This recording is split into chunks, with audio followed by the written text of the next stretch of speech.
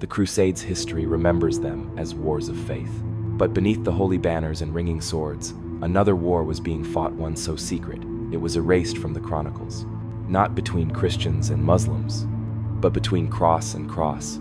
Between the Templars, the Hospitallers, and the shadowy assassins who slipped between them, whispering, poisoning, watching them devour each other. Tonight, you will not hear of kings or miracles. You will hear of a war that survived only in silence, a conspiracy written in ink, sealed in blood, and buried by the church itself. So close your eyes, feel the desert wind return. The torches are flickering on the walls of forgotten fortresses, and the ghosts are ready to speak. This is the story they never wanted you to hear. The secret war of the Crusades begins now. The Crusades represented not merely a holy war, but rather a brutal marketplace of violence. Some of the most intense conflicts were not waged against Muslim adversaries, but rather unfolded covertly behind monastery walls, and amidst factions ostensibly aligned by faith. The Hospitallers and Templars, supposedly united in Christ, nearly decimated each other.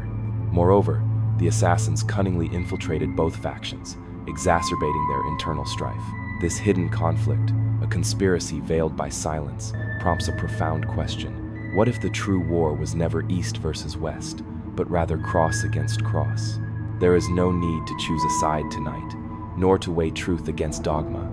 Instead, close your eyes, allow the desert winds to return, witness the flickering torchlight dance across ancient stones, and listen, for history is whispering truths it was once forbidden to speak. This narrative commences in the 12th century, though not in the locations one might anticipate, neither Jerusalem nor Rome. Instead, it unfolds amidst the ridges of the anti-Lebanon mountains and the concealed European vaults where documents were hidden and deaths meticulously staged. The Hospitallers were initially healers, a role that profoundly shifted. The Templars served as guardians until their loyalty became ambiguous. And the assassins, by all accounts, were never intended to be part of the Christian narrative.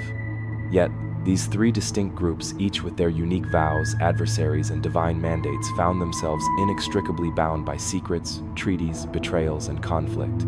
The events that transpired between them were not recorded in grand battle accounts or celebrated in ballads. Rather, they were inscribed in letters clandestinely smuggled across borders, etched into papal warnings that mysteriously vanished from Vatican archives, and murmured on the lips of dying knights who dared to speak of a brotherhood fractured by treachery.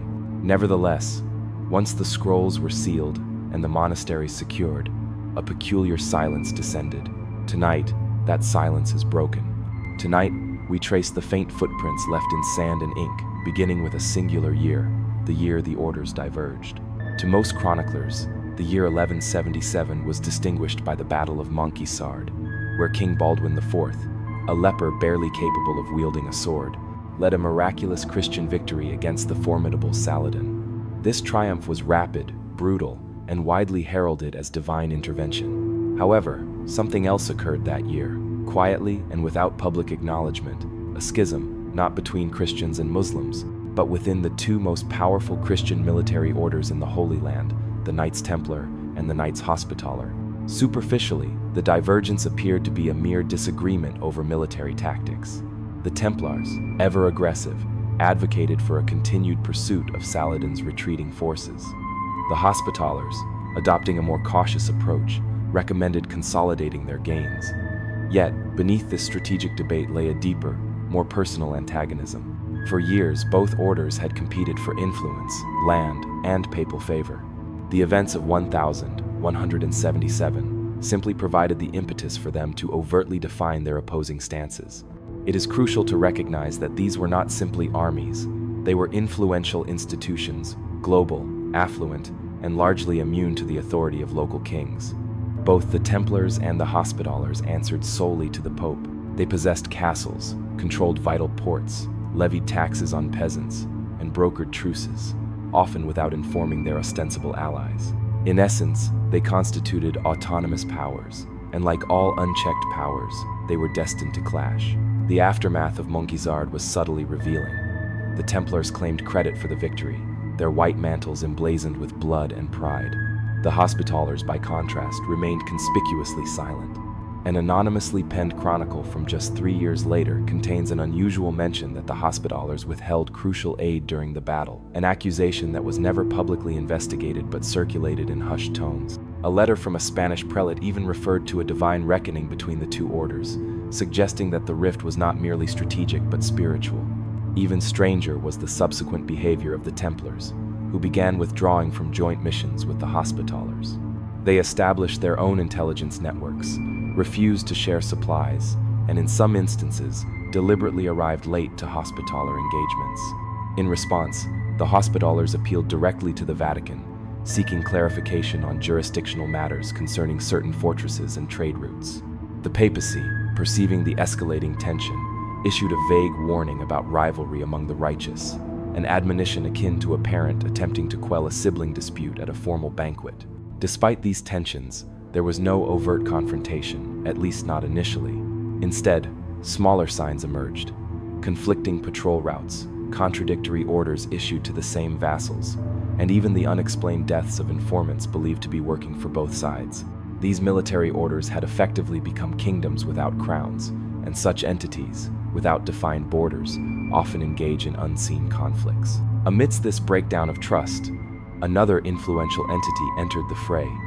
The assassins, known as the Nizari Ismailis, had already established their infamous reputation through targeted assassinations. However, in 1177, precisely as the Templar-Hospitaller tensions reached a boiling point, the assassins extended a surprising overture, a private peace offering to the Templars, a truce to which the Hospitallers were notably not invited.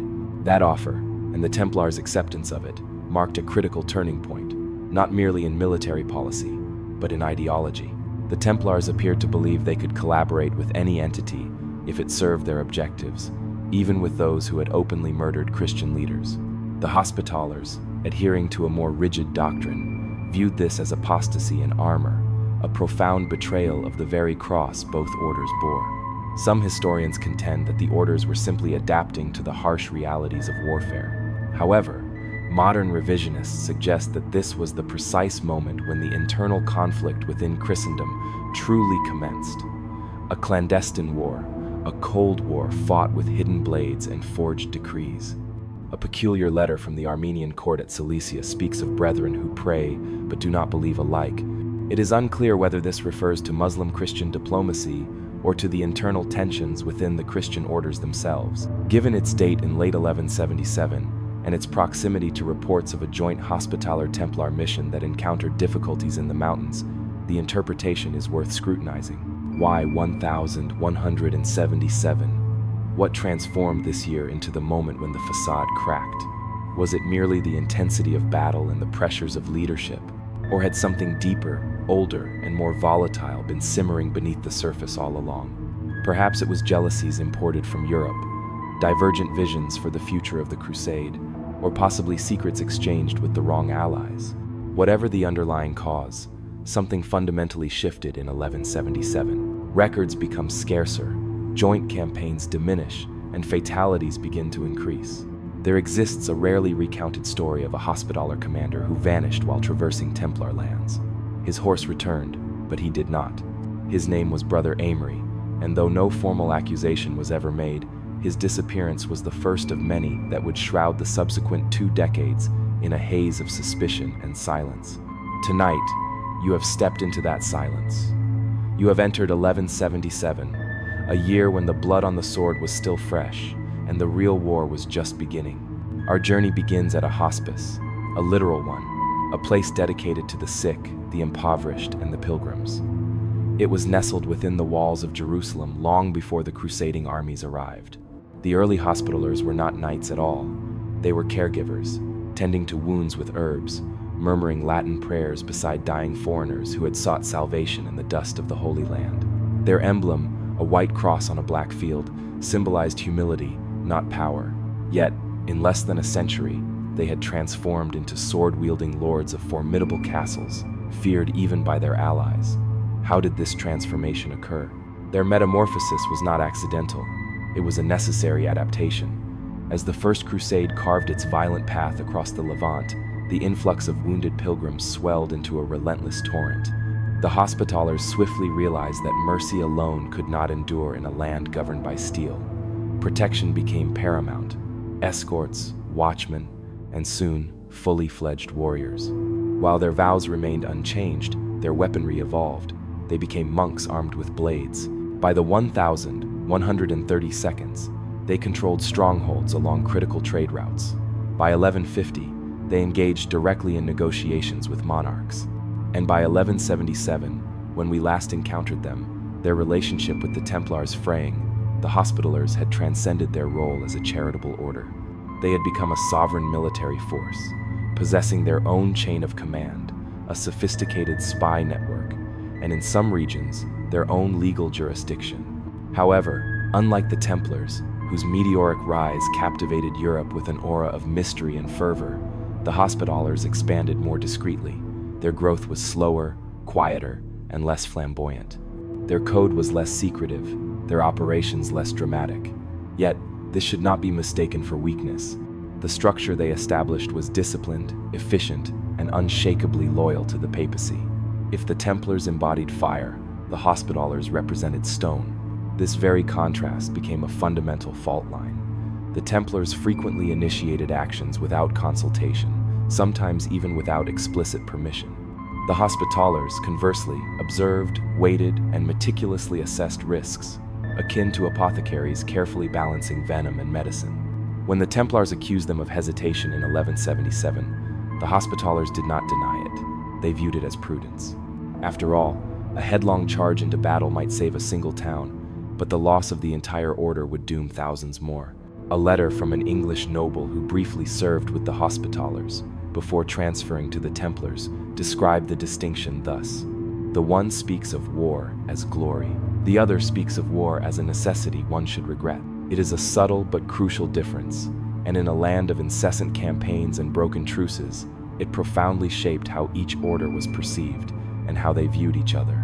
A lesser-known incident predating Montcassard further illuminates this divide. In 1167, during the Egyptian campaign, the Hospitallers refused to support a joint Crusader-Mongol effort, contending that the alliance was inherently unstable and likely to backfire. The Templars proceeded nonetheless, resulting in a catastrophic defeat. Yet, instead of offering an apology, the Templars accused the Hospitallers of cowardice. From that point, rumors began to circulate that the Hospitallers were too devout to engage in battle and unwilling to die for Christ. The irony, of course, was that they died frequently, but quietly, without pageantry or theatrical martyrdom. One chronicler from Antioch even referred to them as the silent blades, not as a compliment, but as a veiled warning. Beneath this philosophical divergence lay a far more tangible point of contention: land. By 1177, the Hospitallers had begun consolidating properties in the county of Tripoli. This region was strategically vital, sandwiched between Templar holdings to the north and Assassin territory to the east. For the Hospitallers, this was a strategic imperative, establishing a buffer zone to safeguard supply routes. For the Templars, it appeared as an encroachment. Then came the fortress at Margat, perched on a high bluff, commanding views of the coastline and inland passes. Margat was more than a military outpost. It was a bold statement. Built, funded, and fortified almost entirely by the Hospitallers, it rivaled some Templar strongholds in sheer scale. Worse still, it overlooked trade routes that the Templars had long considered their exclusive domain. An unsigned letter, preserved in the Vatican's suppressed archives, simply reads, "They raised stone where we spilled blood. Is this the coin of faith now?" Some speculate it was penned by a Templar marshal, while others believe it was a Hospitaller lamenting the transactional nature into which faith had devolved. Regardless, it indicates that Margat was not merely a castle, it was a potent spark. And every spark requires kindling. In this instance, that kindling was the assassins. As rumors circulated that the Hospitallers were negotiating their own treaties with local emirs, possibly including figures linked to the Nizari, the Templars began to observe more closely. According to one contemporary rumor, a Hospitaller convoy was observed entering the Orontes Valley under heavy guard and departing with only a single veiled rider. The identity of this rider remains unknown, but the timing coincides with an abrupt cessation of assassin attacks on Hospitaller posts along the mountains. Was this the formation of a new alliance, or a warning subtly conveyed? Here lies the first truly open question. Did the Hospitallers, often perceived as more rigid, actually initiate their own diplomatic engagements with the assassins before or after the Templars? Most scholars suggest after. However, a compelling document from a Genoese merchant details a bribe paid to ensure safe passage for black-crossed men, clearly Hospitallers, through lands known to be under Nizari control. The date? Spring of 1176, predating Montgisard and all other significant events.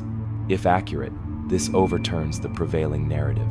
Perhaps the Hospitallers were not merely following the Templars into moral compromise. They were leading, quietly and strategically, and the Templars simply caught up. One begins to sense the fog lifting. The war, previously understood as one of piety and courage, now appears more like a complex chessboard of stone, ink, and silence. The Hospitallers, once viewed as humble monks with swords, had mastered the game, and as will soon become evident, they played it with chilling precision. One can still vividly recall their image, riding two to a horse, their white mantles billowing behind them like the wings of angels. The Knights Templar were anything but subtle. They were designed for spectacle, embodying mythology and fear in equal measure. Their red cross was more than a mere symbol. It was a formidable brand.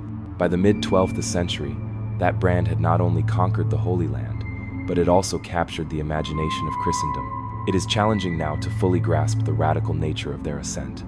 In less than 50 years, the Templars transitioned from a small contingent of devout warriors occupying the ruins of Solomon's Temple to a sprawling multinational institution with vast landholdings in nearly every European kingdom. They were not solely knights, they were also bankers, landlords, diplomats, and spies.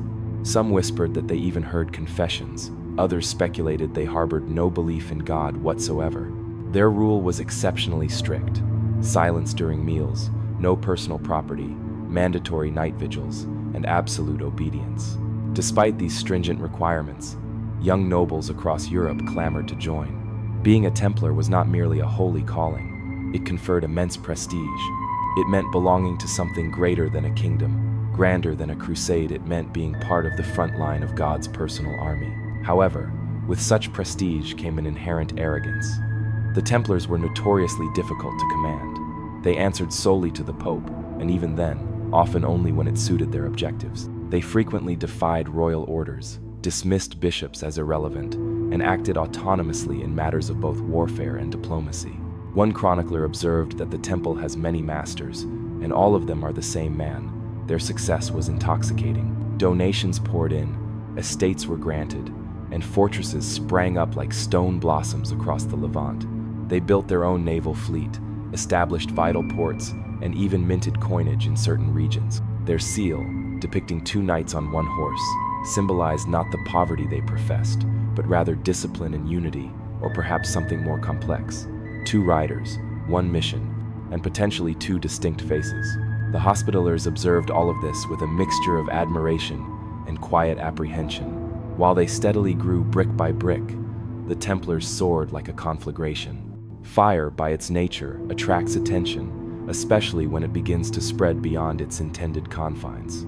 A particularly obscure incident from the year 1165 offers a glimpse behind the curtain. A papal legate arriving in Acre requested a Templar escort for safe passage to Antioch. His request was denied, not due to danger or insufficient resources, but because, according to a preserved note, his words lacked divine alignment. In essence, the legate was not adhering to the Templar perspective. This was not mere independence, it was ideological insubordination. Yet, even as they defied authority, the Templars invoked divine favor. Their victories were proclaimed as miracles, their defeats rationalized as divine trials. Not everyone, however, was convinced. A French bishop named Etienne de Bourges once remarked in a sermon that the cross they wear is red, not white. Remember that when they call themselves pure. The turning point may have arrived not on the battlefield, but within the banker's ledger. As the Templars expanded, they engaged in an activity almost unthinkable in the medieval world. They loaned money to kings and charged interest. Technically, this constituted usury, explicitly prohibited by the church. Yet, the Templars termed it service, framing the interest as a donation to the order, not a profit. It was a clever, legally ambiguous, and utterly corrosive practice to their spiritual image. One enduring historical puzzle is this: how did the Church permit such practices? Was the papacy complicit, overwhelmed, or perhaps even blackmailed? A series of letters from the court of Frederick Barbarossa contains a veiled reference to a Templar dossier too dangerous to open. Was its content financial, moral, or spiritual? The precise nature remains unknown, but its mere existence suggests that the Templars were not only wealthy but also virtually untouchable. Their relationship with the assassins introduces yet another layer of complexity. While the Hospitallers grumbled and prayed, the Templars forged private, clandestine agreements. Evidence suggests truce agreements between Templar garrisons and Nizari enclaves dating back to the 1150s. Payments were exchanged, passes were issued, and in at least one documented instance, a Templar garrison reportedly stood down during an assassin raid on a rival Frankish castle. If one questions why Christian knights would allow a Muslim death cult to slaughter fellow Christians, one is not alone. However, the Templars viewed the situation differently. For them, alliances were not fundamentally about faith, they were about strategic advantage. If the assassins could aid in controlling crucial mountain passes or suppressing rebellious vassals, then they served a purpose, and in warfare, usefulness often equated to sufficient loyalty. The Hospitallers, conversely, refused to engage in such dealings, or at least maintain that stance. This became another significant rift between the orders, and a perilous one. For where the Templars saw the assassins as potential weapons to be directed, the Hospitallers perceived them as a poison seeping through the very foundations of Christendom. And perhaps they were correct. One theory, though never conclusively proven, suggests that the Templars once harbored an assassin defector within their Syrian commandery, possibly a turncoat possessing intelligence about internal Nizari factions. Within months of this rumored event, 2 Hospitaller commanders died of poison. The deaths were officially ruled unrelated, but the timing, like so much in this narrative, seems too precise to dismiss. The Templars' rapid and extensive rise was fueled by their willingness to adapt, to blur ethical lines, and to bend theological principles toward practical utility. However, in doing so, they created adversaries, not only among Saracens and sultans, but also within their own supposed brotherhood. Thus, even as their Red Cross proudly flew over formidable citadels and adorned coinage, another symbol began to emerge in whispers, one of fire veiled in purity, a flame that might one day consume not only their declared enemies, but also their erstwhile allies. One begins to feel the initial stirrings of suspicion. Perhaps the conflict between the orders was not merely about tactics or territory. Perhaps it centered on trust and who lost it first.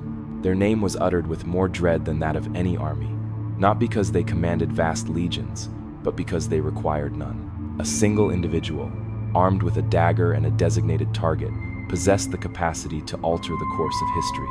They were the Nizari Ismailis, a branch of Shia Islam, but to the Crusaders, they were simply known as the Assassins. Perched high within their mountain fortresses, enshrouded in secrecy and mysticism, the Assassins operated by a fundamentally different logic. While Crusader knights contended for glory, sacred relics, and dominion, the Assassins fought for their survival and for influence. Their instruments were not banners and siege engines, but rather infiltration, patience, and a precisely placed blade.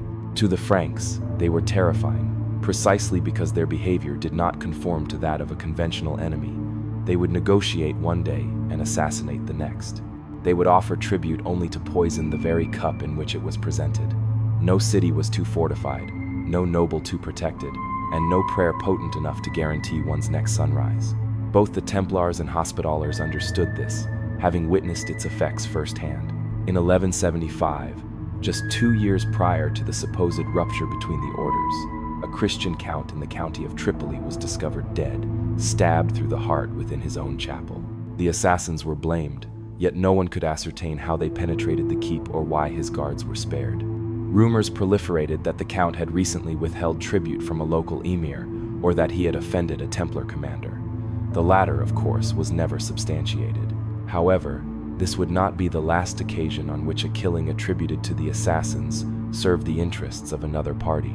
The assassins' efficacy stemmed not solely from their methods, but from their inherent ambiguity. Were they a state, a cult, or a mercenary network?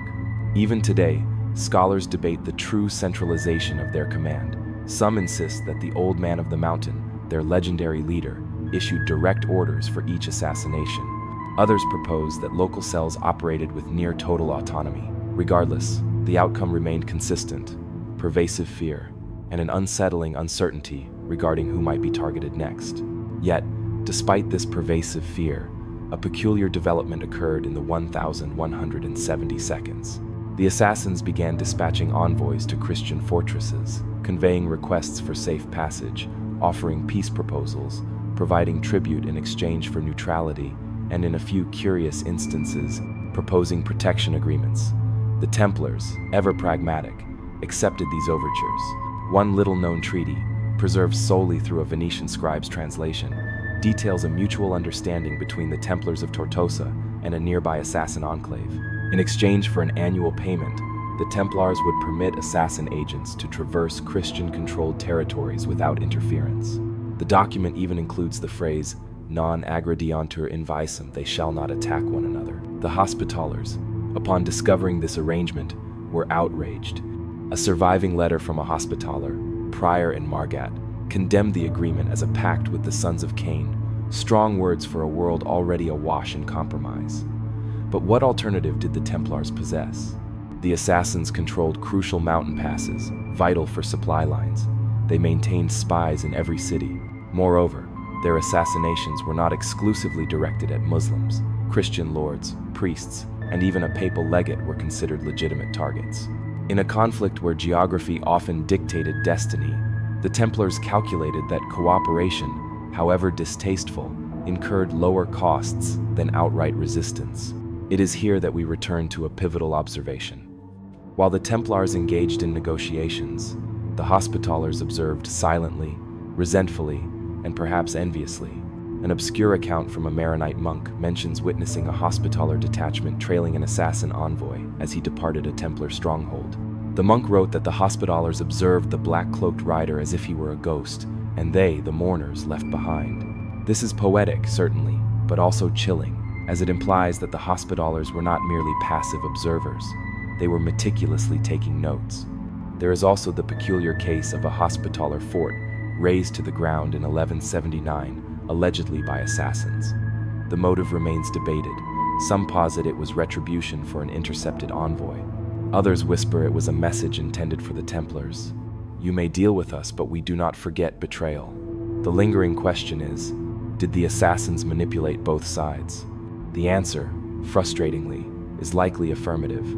Their objective was not unity but leverage. They extended peace to the Templars, not out of shared values, but shared interests.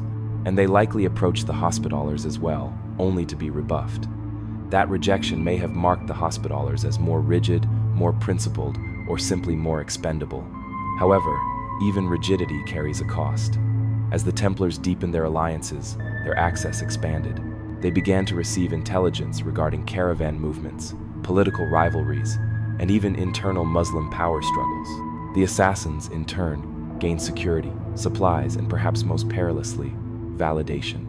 A Byzantine report alleges that assassin agents were observed wearing Christian insignia during a covert operation in Aleppo.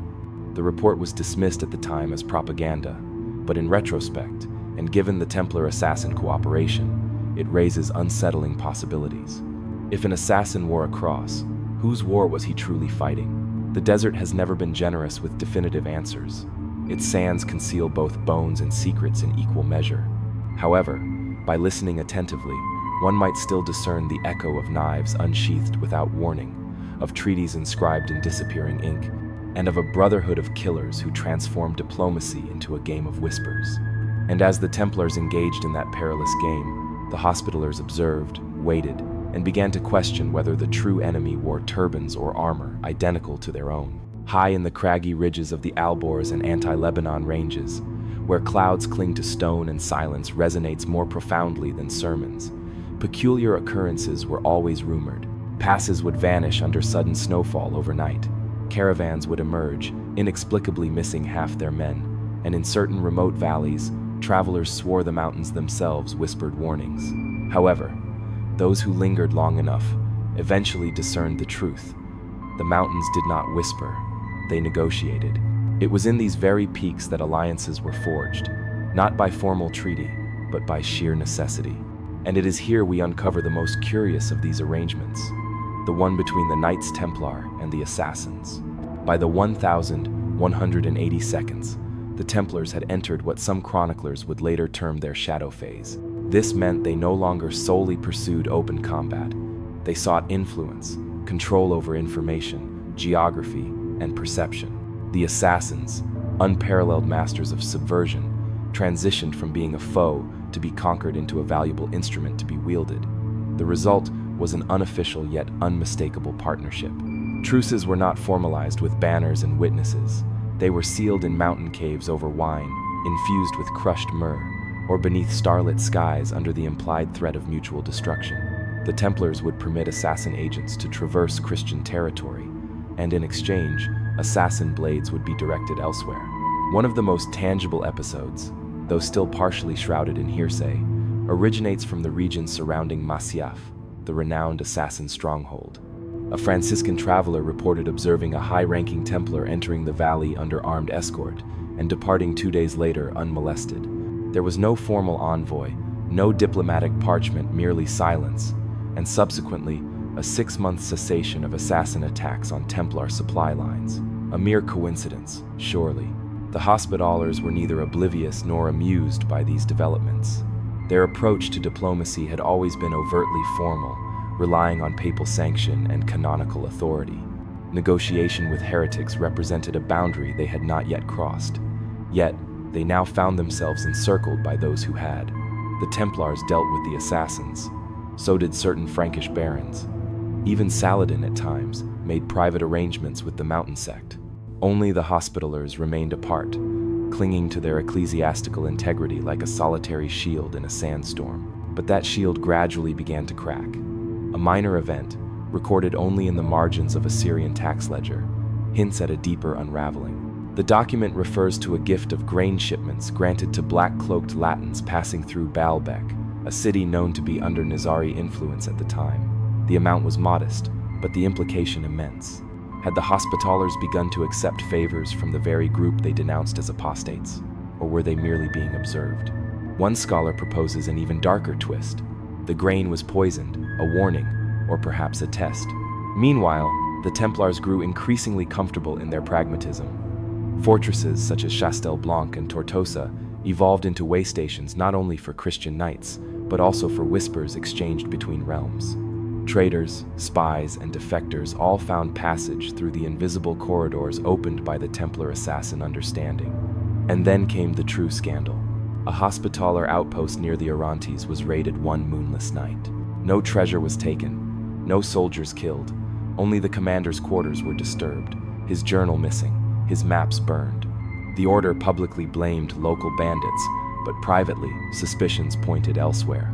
An anonymous letter, smuggled out by a Hospitaller scribe and intercepted by a Templar courier, stated, "We suffer theft not from infidels, but from those who share our prayers." The implication was unequivocally clear. The enemy wore armor that was all too familiar. An open question arises here. Was the Assassin-Templar alliance ever truly reciprocal, or was one side simply being exploited? While some modern historians argue for a strategic parity, others believe the assassins consistently held the upper hand. They possessed the ability to strike without warning, vanish without a trace, and crucially, never needed to provide explanations. The Templars, conversely, still operated within the framework of Christian expectations. Their alliances, however covert, had to remain plausibly deniable. This inherent tension escalated when a minor Christian lord was murdered in his sleep, stabbed through the eye in a manner characteristic of assassin killing. The crucial detail: he had recently publicly denounced the Templars for their fraternization with shadowy elements. He was also, according to unverified accounts, a donor to the Hospitallers. Coincidence? No charges were filed, no trial conducted, but the message was unequivocally received. The Hospitallers began withdrawing from cooperative patrols. Fortress gates were closed to Templar riders without prior notice. Supply manifests mysteriously failed to align with their actual contents. A quiet Cold War was steadily forming, undeclared yet palpable in every withheld gesture. A Templar letter from this period contains a bitter line. They do not speak of betrayal, they simply rearrange the maps. This was perhaps a reference to Hospitaller efforts to shift their influence away from shared territories, or an acknowledgement that warfare among allies commences not with bloodshed but with silence. And so, in the mountains where passes twist like serpents, and the wind carries no names, the alliances grew progressively stranger. The assassins remained inscrutable, the Templars increasingly self-assured, and the Hospitallers, left in the cold, began to brace for something different, not a negotiation, not a treaty, but a reckoning. In the narratives typically imparted to schoolchildren, Saladin is portrayed as the noble adversary, the righteous Muslim warrior who reclaimed Jerusalem, showed clemency to its inhabitants, and even returned a fallen crusader's horse. However, in the unvarnished historical accounts, Saladin was a far more perilous figure. He was adaptable. He comprehended that amidst the tumultuous politics of the crusader states, alliances were rarely inscribed in sand. They were etched in mirrors, and at times, those mirrors reflected his enemies wearing the colors of his own. By the 1180 Saladin had transcended his role as merely the Sultan of Egypt. He had unified Syria, subjugated rival emirs, and begun to tighten his formidable grip around the Christian strongholds of the Levant. Yet, even within his campaigns, peculiar pauses are observed. Certain mountain passes were left unguarded, specific outposts bypassed entirely, and most intriguingly, certain crusader fortresses, particularly those held by the Templars, were entirely spared from attack. One of the most striking examples originates from a campaign in 1182. Saladin's forces swept through Galilee, raiding and burning, yet the Templar fortress at Safed remained untouched. There was no siege, no scouting expeditions, not even a skirmish, only an unsettling silence. Some attributed this to inclement weather, others to divine intervention. However, a few more cynical voices proposed a different explanation, a clandestine agreement. The notion that Saladin might have negotiated with the Templars is profoundly uncomfortable for traditional historians. After all, these were the very knights who had confronted him at Montgisard, the very order sworn to expel Islam from the Holy Land. Yet, practicality, as always, possesses a way of reshaping loyalty. If Saladin perceived the Hospitallers as more dangerous, more rigid, and more closely aligned with Rome, then forging a quiet arrangement with the Templars makes cold, tactical sense.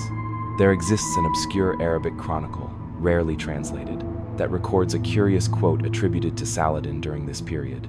"The Red Cross will bleed itself. We need only show the blade." This statement is poetic, yet also profoundly strategic. It implies a hope, or perhaps a pre-existing knowledge, that the Christian orders would eventually fracture from within. And fracture they did. The Hospitallers, increasingly isolated, refused to parley with Muslim leaders without explicit papal approval. Their faith was unyielding, but their flexibility proved brittle. The Templars, conversely, began engaging in local diplomacy, sometimes with Saracen lords, sometimes with the assassins, and if whispers are to be believed, even with members of Saladin's own court. One particularly damning report comes from a Genoese merchant who claimed to have witnessed Templar representatives conversing with a known Saracen negotiator outside Aleppo. The subject of their discussion remains unknown. However, the meeting lasted for hours, and days later, a Hospitaller convoy traveling the very same road was ambushed and annihilated, its supplies looted, its survivors never recovered. Coincidence? Perhaps. Or perhaps not. The question then arises, who betrayed whom? Did the Templars divulge Hospitaller positions in exchange for temporary peace? Did Saladin exploit their rivalries to weaken both orders from within? Or was it something more subtle, a complex game of mutual understanding where all parties pretended ignorance of each other's actions? A letter preserved in the archives of Marseille, dispatched by a Hospitaller commander to a papal legate, reads in part, "They dine with the ones who poison wells. They raise their glasses to shadows. And when we fall, they call it divine justice." The raw anger is palpable. The sense of betrayal feels deeply personal. This was not a dispute over theology. It was about trust. Saladin, for his part, never confirmed these dealings. However, his campaigns exhibit an uncanny awareness of where to press and where to refrain. His forces frequently bypassed Templar-controlled towns while striking forcefully at Hospitaller fortresses. When Jerusalem fell in 1187, It was the Hospitallers who incurred the most devastating losses. Their infirmaries were ransacked, their patients murdered in their beds. Meanwhile, several Templar garrisons were entirely spared, their members permitted to evacuate. One might argue this was an act of mercy, but mercy in wartime is seldom arbitrary. An ongoing debate persists among historians. Did Saladin deliberately manipulate the rival Christian orders to diminish their resistance, or did he simply capitalize on existing internal divisions? One piece of evidence, hidden in plain sight, might tip the scales. Following the fall of Jerusalem, Saladin permitted a group of captured Templars to return to Europe. He ransomed some and released others, but notably, none were executed. The same cannot be said for captured Hospitallers. Most were either killed or sold into slavery. What did the Templars offer in return? There are no surviving records, no treaties, no receipts. However, some speculate that the Templars shared intelligence regarding Hospitaller movements, reinforcements, or coastal logistics. Nothing overt, nothing that would publicly tarnish the order, just enough to subtly shift the odds, just enough to secure their survival. The Hospitallers, understandably, never forgot this. They began to distance themselves from Templar campaigns, citing philosophical incompatibility. They established new, more rigorous recruitment standards, vetted spies more aggressively, and rerouted their funding streams. Internally, their chronicles adopt a colder tone toward the Templars. Where once shared prayers and victories were recorded, there is now silence and suspicion. A Templar knight, writing anonymously from Acre in 1189, penned a final, chilling reflection. We did not betray them. We merely chose who we could survive beside. And they chose death before diplomacy. Perhaps both perspectives contain a measure of truth, or perhaps both were merely unwitting participants in a game only Saladin truly comprehended. The chronicles of the Crusades are replete with accounts of battlefield valor, catapults launched, banners raised, and heroes celebrated. Yet, interspersed among these epic verses are disconcerting gaps, periods of quiet silence where men perished unwitnessed, where the directives of orders shifted overnight, and where records abruptly ceased. These were not the resounding chapters of history. Rather, they were the hushed ones, where knights vanished without a sword drawn, and entire companies were reorganized without explanation. Increasingly, these silences shared a common thread, a deepening animosity between the Templars and the Hospitallers. It commenced subtly, as most fractures do. A courier lost en route between Acre and Margat. A coded message intercepted, its cipher unmistakably Templar, yet addressed to a Hospitaller priory. A siege provision delayed for days, ostensibly due to a misplaced ledger. None of these incidents, in isolation, were unequivocally damning. Yet, collectively, they formed a discernible pattern, and that pattern indicated something far more sinister than mere rivalry. It pointed toward sabotage. By the early 1192, a series of covert retaliations had begun to unfold. Hospitaller scouts returning from northern patrols were discovered stripped of their insignia, alive but visibly shaken. A Templar convoy en route to Sidon was attacked by unidentified assailants employing Latin weaponry and tactics. When pressed, both orders publicly attributed the attacks to Saracen brigands, but privately, neither believed this explanation. A peculiar death occurred at a monastery in Tripoli. Brother Enso, a Hospitaller quartermaster known for his outspoken distrust of the Templars, was found face down in the cloister courtyard. There were no wounds, no signs of struggle, only a cup of wine resting on the edge of the stone basin and a blot of ink still wet on his scroll. The abbey attributed his death to heat stroke. However, the attending scribe, in a note discreetly hidden within the margins of a psalter, wrote, "There was no sun that day, only clouds and cloaks not our own." These types of deaths rarely entered official records, often labeled as illness or misadventure. Yet, rumors circulated more rapidly than parchment, and soon these rumors solidified into disturbing conclusions. The Hospitallers began discreetly rotating their commanders every few months, a practice previously unheard of. The Templars doubled the guards at their outposts whenever Hospitallers were expected to pass. It was no longer a question of whether something was amiss. It was a question of the extent of the deterioration. The Church attempted to intervene. A council was proposed, specifically intended to restore brotherhood among the militant orders. Both sides agreed to attend. Both sides departed with fists clenched beneath their robes. During the final day of that council, a hospitaller envoy named Brother Gerardus reportedly presented a private accusation that the Templars had intentionally supplied false intelligence, leading to the loss of a coastal fortress manned by Hospitallers. The Templar master present, rather than denying the charge, simply stated, "We report to God, not to you." That chillingly definitive phrase marked the unequivocal end of negotiations. One lingering mystery from this period revolves around the disappearance of 3 Hospitaller supply ships bound for Tortosa. They were last sighted near the Templar-controlled port of La Roche.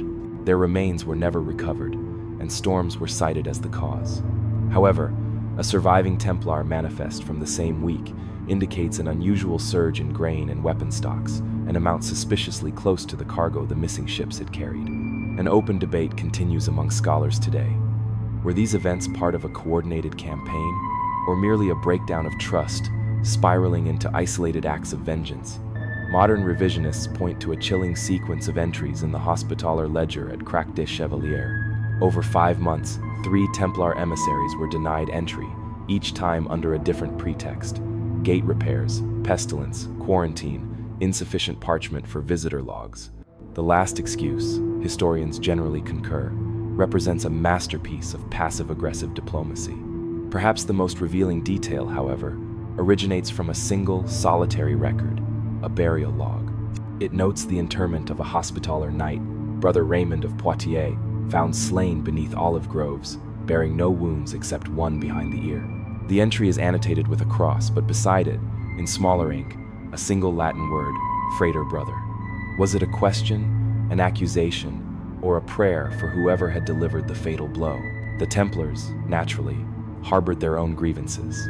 They alleged that the Hospitallers withheld reinforcements during a pivotal skirmish in the Bequois Valley, that Hospitaller patrols looted Templar merchant caravans under the guise of taxation, and that one of their senior commanders was poisoned by wine acquired through Hospitaller intermediaries. None of these charges were officially substantiated. All of them, however, circulated in letters passed by candlelight and burned before dawn. And the assassins? They observed, listened, and waited. One assassin envoy is said to have remarked, "They hate us, yet learn from us, but they hate each other more." If that sounds poetic, it is because it is. The Nizari, after all, were adept at allowing others to do the bleeding. With 2 orders sharpening their daggers on each other's armor, the assassins had little reason to intervene. By this juncture in the narrative, the feuds are no longer mere conjecture. They represent a lived reality. Men perished not only in open warfare, but in silence, in shadows. Their killers bore no insignia. Their motives were interred with them. One can almost visualize it: a Templar commander and a Hospitaller captain passing each other in a stone corridor of a neutral fortress. Neither speaks, each with a hand resting gently, yet not casually, on the hilt of a blade. Brothers in arms, until they no longer were. Imagine a chest, half buried in dust, discovered centuries too late. Inside, parchments no archivist was ever meant to preserve.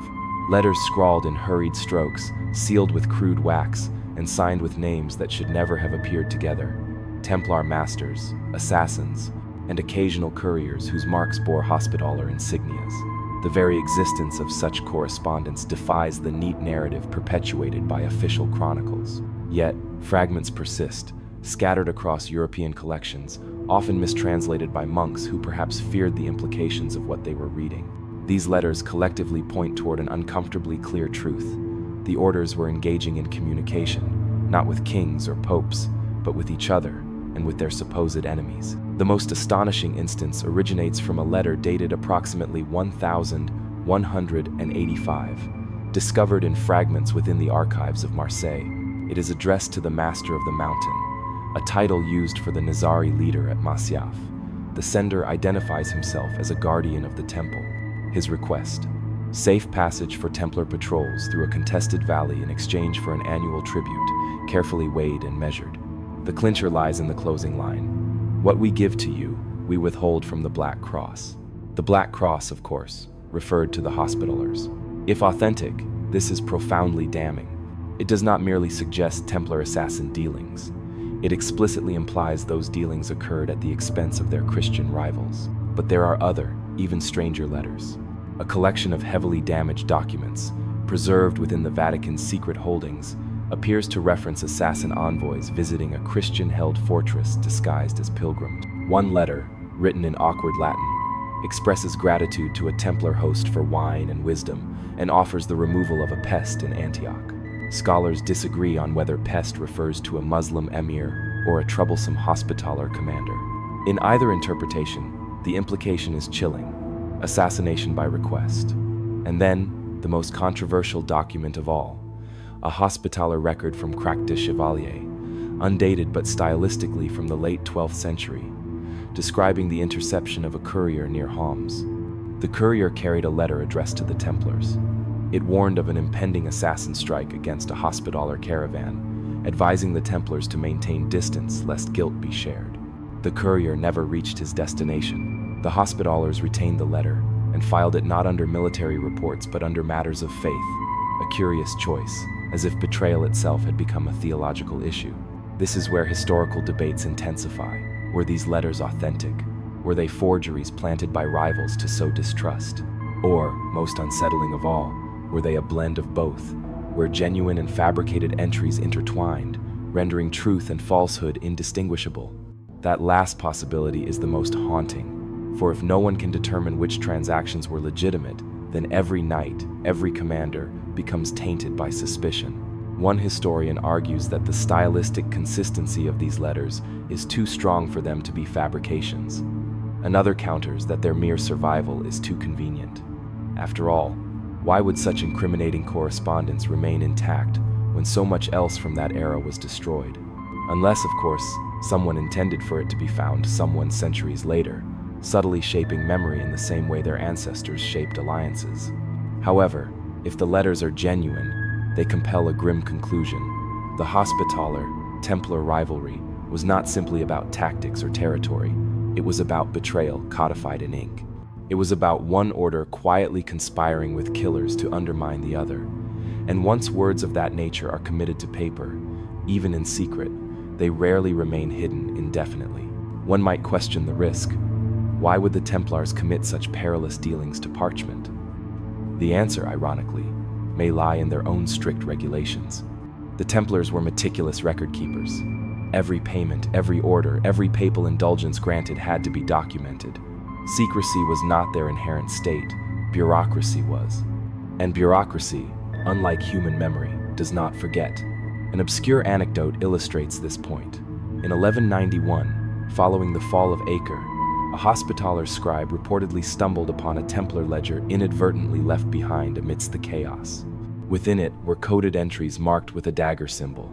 Each dagger corresponded to a payment, small, irregular sums, yet consistently recorded. Subsequent analysis suggests these payments aligned with documented assassin operations against shared rivals. If true, these letters were not anomalies, they were indicative of policy. Still, one tantalizing gap persists. Nowhere in these documents is there any mention of papal approval. No bulls, no dispensations, no holy loopholes.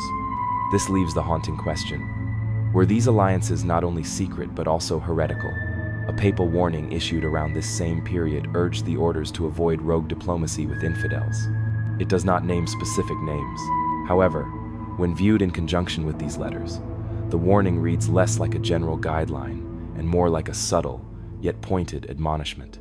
And if the Pope possessed even a vague awareness of what was transpiring, then his silence may have been as politically motivated as the alliances themselves. Thus, these letters exist, scattered, fragmented, and disputed. Yet, they whisper of a world where trust was not proudly displayed on shields but clandestinely bartered in back rooms, where ink held more sway than steel, and where the gravest betrayal was not proclaimed from the pulpit, but meticulously folded, sealed, and discreetly slipped across borders. And perhaps that is precisely why they were not intended to endure. Because letters, unlike men, cannot deny what they explicitly state. There are battles we know of because they thunder across the pages of chronicles. Swords clashing, towers crumbling, fires leaping against the night sky. And then there are battles we scarcely hear about, for they never truly commenced. One of the most enigmatic mysteries in the Crusades' records lies not in what was fought, but in what was deliberately avoided. A Hospitaller assault that was planned, prepared, and then inexplicably abandoned. The location was a fortress somewhere in the mountains of Syria, near lands controlled by the assassins.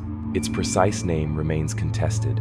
Some suggest it was Al-Kaf, others a lesser, known outpost lost to the passage of time. What is known is that around 1192, the Hospitallers amassed provisions, siege engines, and men for an offensive. Witnesses observed convoys moving north, tents erected in a field outside Tortosa, and scouts dispatched toward the mountains. And then, nothing. The army dispersed. The supplies were withdrawn. Not a single stone was hurled, no clash recorded. It was as if the entire campaign had been expunged before it even began. Theories abound regarding this abrupt cessation. The official Hospitaller Chronicle offers only the vaguest reference. The brethren were called back to obedience. Obedience to whom? The Pope? Their master?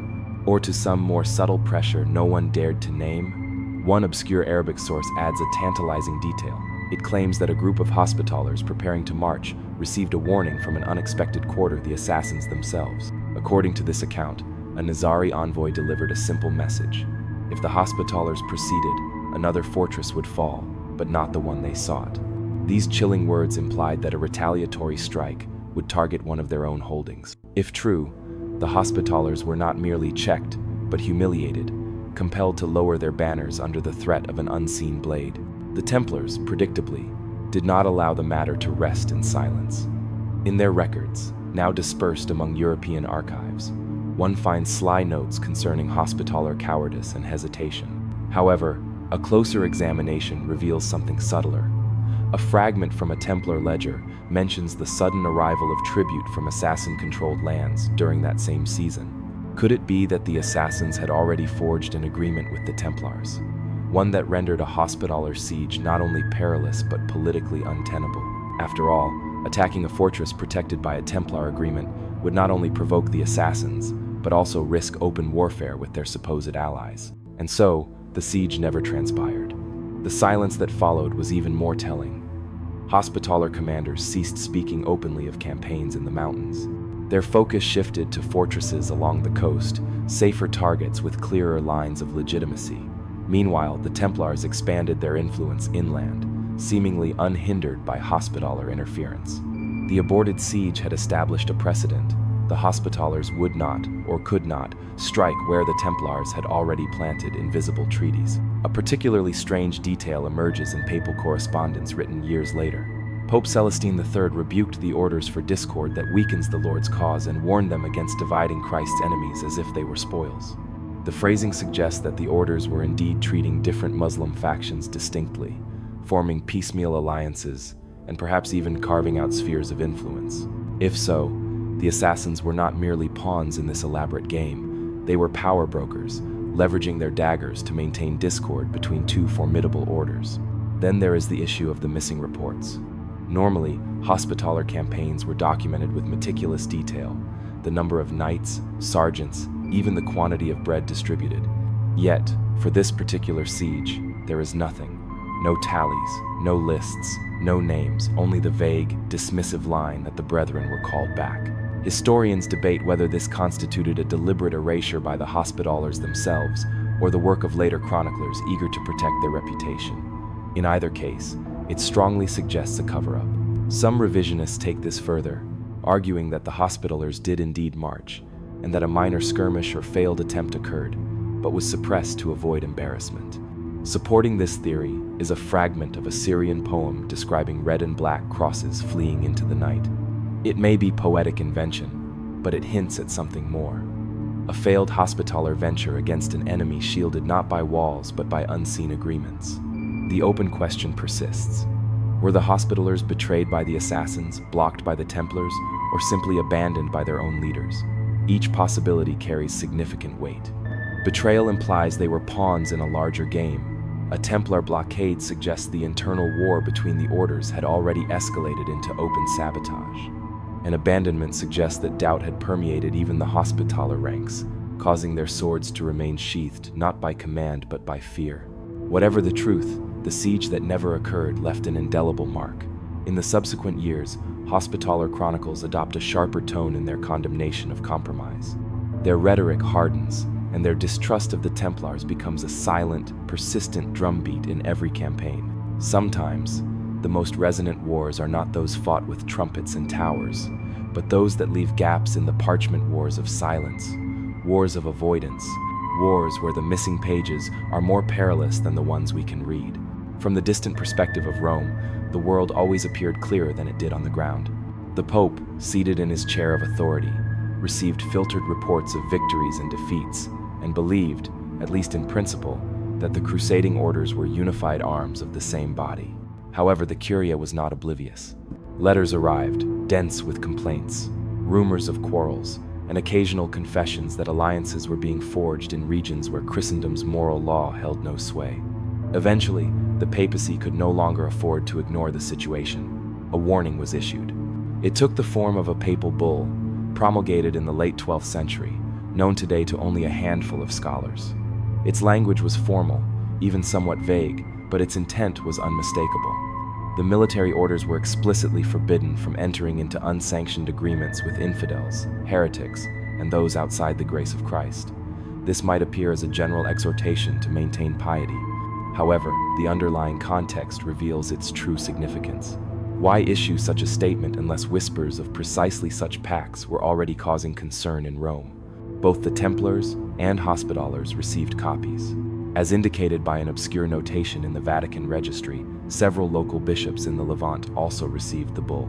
The papacy sought to disseminate accountability widely, perhaps hoping that mere embarrassment might compel obedience. But embarrassment is a flimsy leash. What truly mattered was what transpired next, or more accurately, what did not. The orders acknowledged the bull, and then they proceeded precisely as before.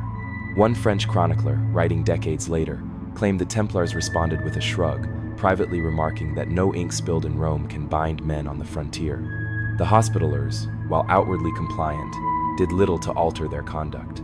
Their patrols continued in contested valleys. Their envoys still traversed cities where Nizari daggers held sway in the night. The papal pronouncements carried the gravitas of parchment, but the mountains of Syria were held by steel and silence. Curiously, the assassins themselves seemed aware of this warning. An Arabic account mentions Christian envoys nervously presenting a papal seal during negotiations, only to fold it away when their hosts reportedly chuckled. The assassins, after all, thrived on contradiction. If Rome issued a prohibition, the likelihood of local knights disregarding it increased tenfold. Prohibition merely made betrayal all the more enticing. The fact remains that the papacy's authority had its limitations. It could excommunicate kings and humble emperors.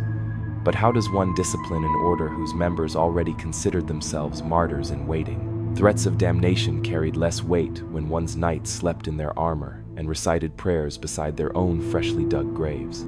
For both the Templars and Hospitallers, every day was lived as if under divine judgment.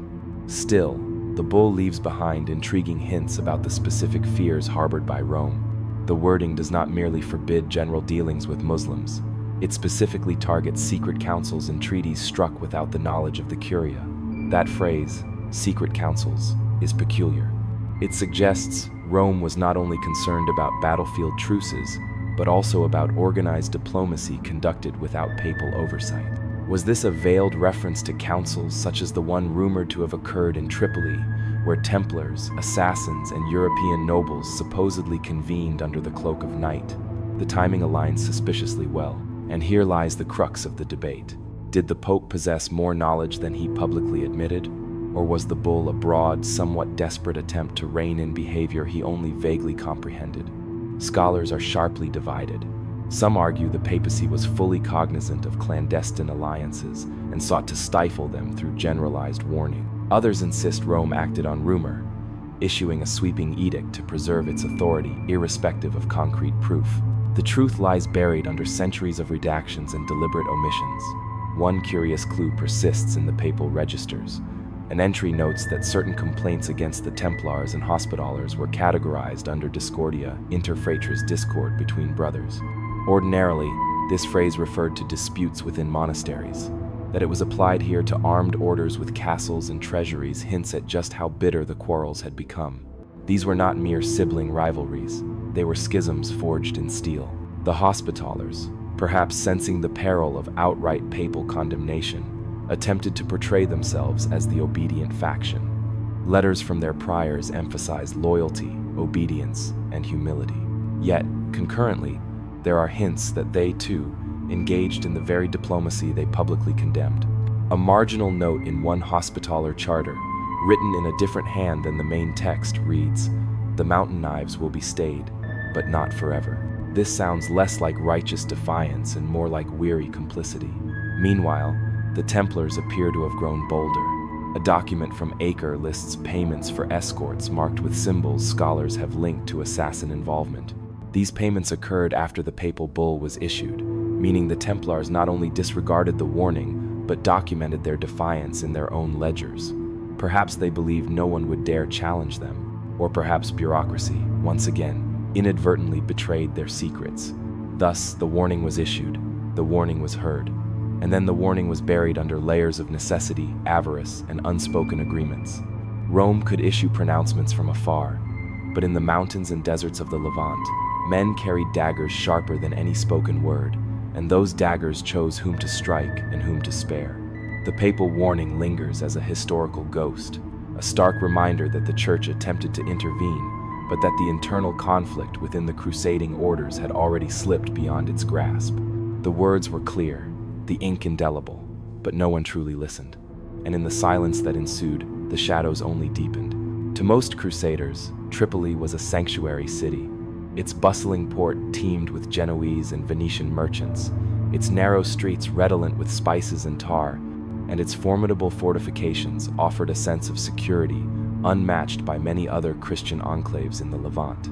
However, beneath this veneer of commerce and routine, Tripoli also served as a nexus of clandestine schemes. For decades, it had been a crossroads where envoys from east and west exchanged information in candlelit taverns, and where secrets traveled more swiftly than ships. And somewhere within those walls, if the whispers are true, a meeting transpired that should never have occurred, a gathering known only in fragments as the Shadow Council. The story reaches us piecemeal, an Italian merchant's notebook, Arabic marginalia in a chronicle, a later French account penned with thinly veiled disgust. While none of these sources align perfectly, their convergent outlines are too consistent to dismiss. At some point in the late 1180s, representatives of the Templars, the Assassins, and certain European nobles allegedly convened in a fortified chapel situated just beyond Tripoli's harbor.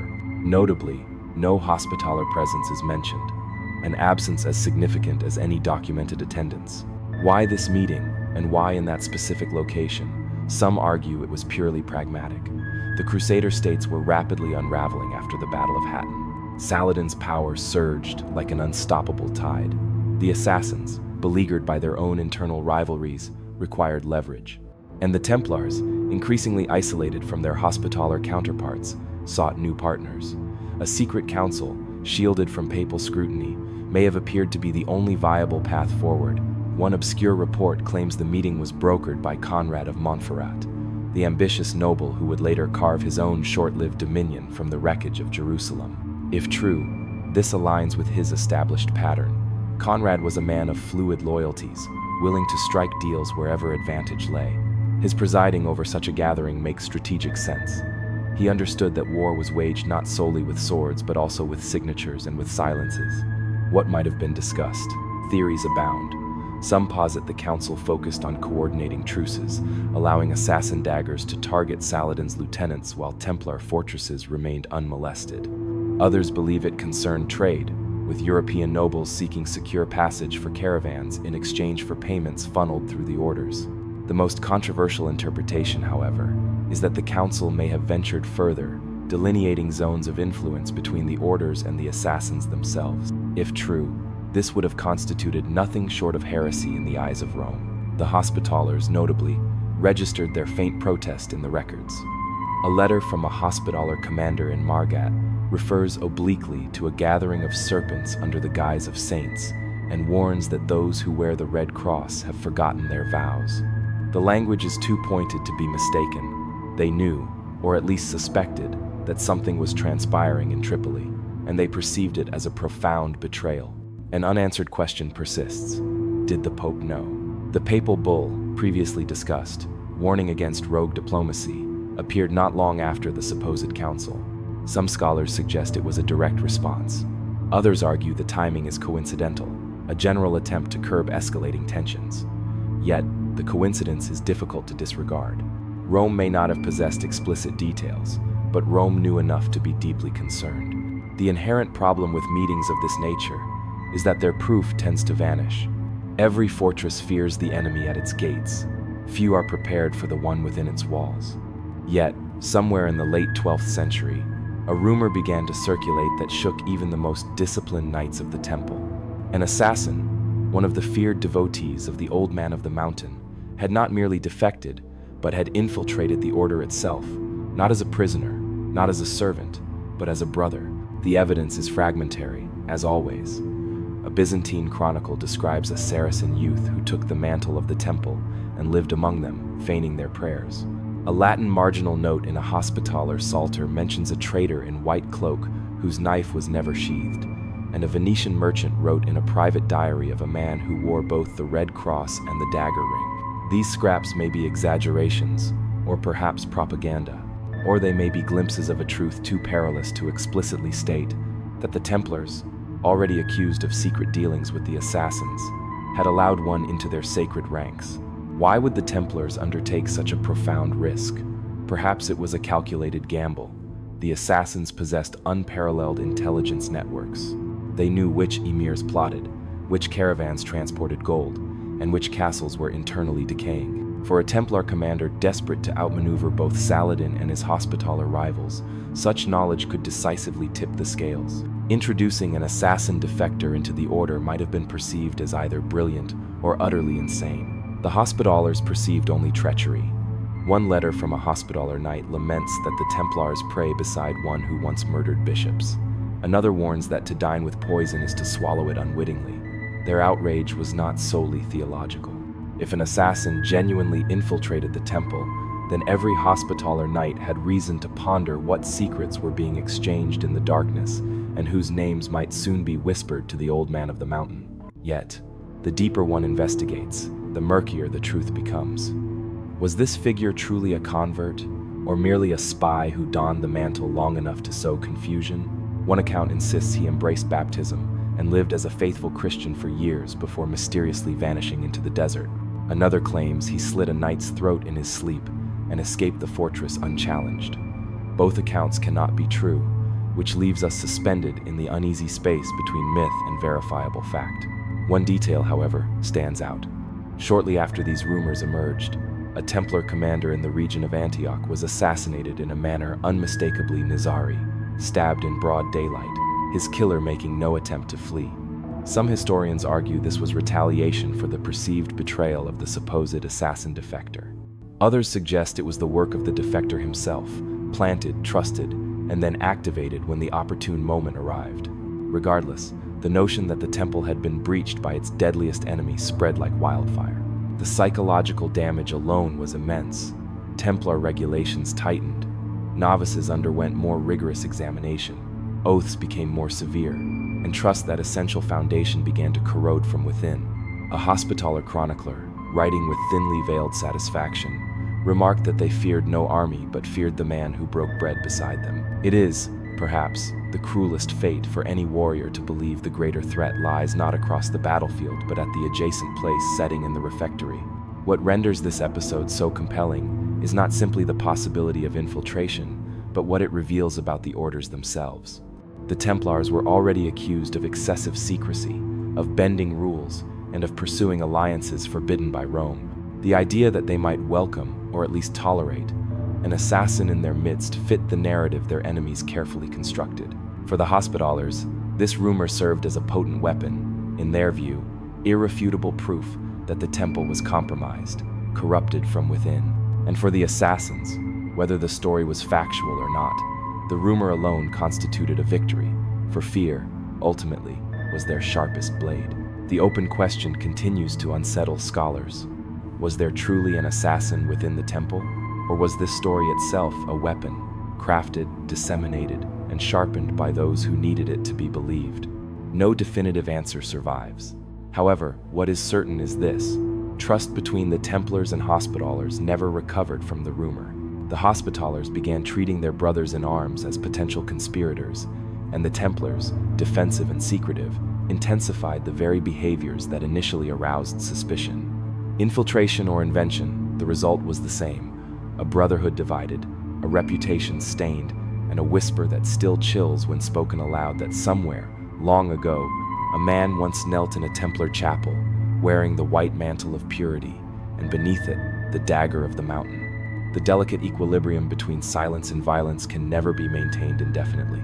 By the early 1190 seconds, the Hospitallers, long characterized by their rigidity and restraint, began to retaliate in ways that left no doubt about their willingness to meet betrayal with betrayal. The event most often alluded to in this context is the disappearance of what chroniclers later referred to as the Lost Convoy. It commenced as a routine supply mission. Grain, salt, weapons, and medicine were to be transported from coastal holdings near Tripoli to a Templar commandery further inland. The Hospitallers agreed, at least on paper, to provide an escort for a portion of the route, a symbolic gesture of brotherhood intended to reaffirm the unity of the orders amidst mounting suspicion. However, somewhere between the Orontes Valley and the mountains beyond, the convoy vanished. There was no wreckage, no survivors, only rumors and a scattering of abandoned horses discovered days later, their saddles deliberately cut loose. The Templars, furious, openly accused the Hospitallers. A letter preserved in the archives of Cyprus contains the scathing line, "They call us brothers, yet they strip us like thieves." The Hospitallers, for their part, denied any involvement, asserting that Saracen raiders had been emboldened by the chaos of the Crusader defeats after Hattin. Yet, even contemporaries harbored doubts. The manner of the disappearance was too clean, too surgical. There were no ransom demands, no bodies displayed as trophies, no signs of hurried plunder. It bore less resemblance to a raid and more to a targeted removal. Some historians contend this was the Hospitallers' initial overt act of retaliation. Weary of being perceived as weak and exasperated by their rivals enriching themselves through dubious treaties, they may have seized the convoy as both a punitive measure and a stark warning. The supplies would undoubtedly have been useful, but the symbolism resonated more powerfully. The Templars could not operate freely without Hospitaller cooperation. The Black Cross, it seemed, possessed formidable teeth after all. A curious detail is buried within the papal correspondence of this period.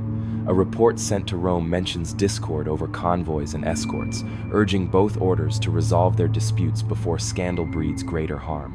The very fact that such language reached the Vatican suggests the incident was no minor skirmish, but an event significant enough to shake the perception of Christian unity.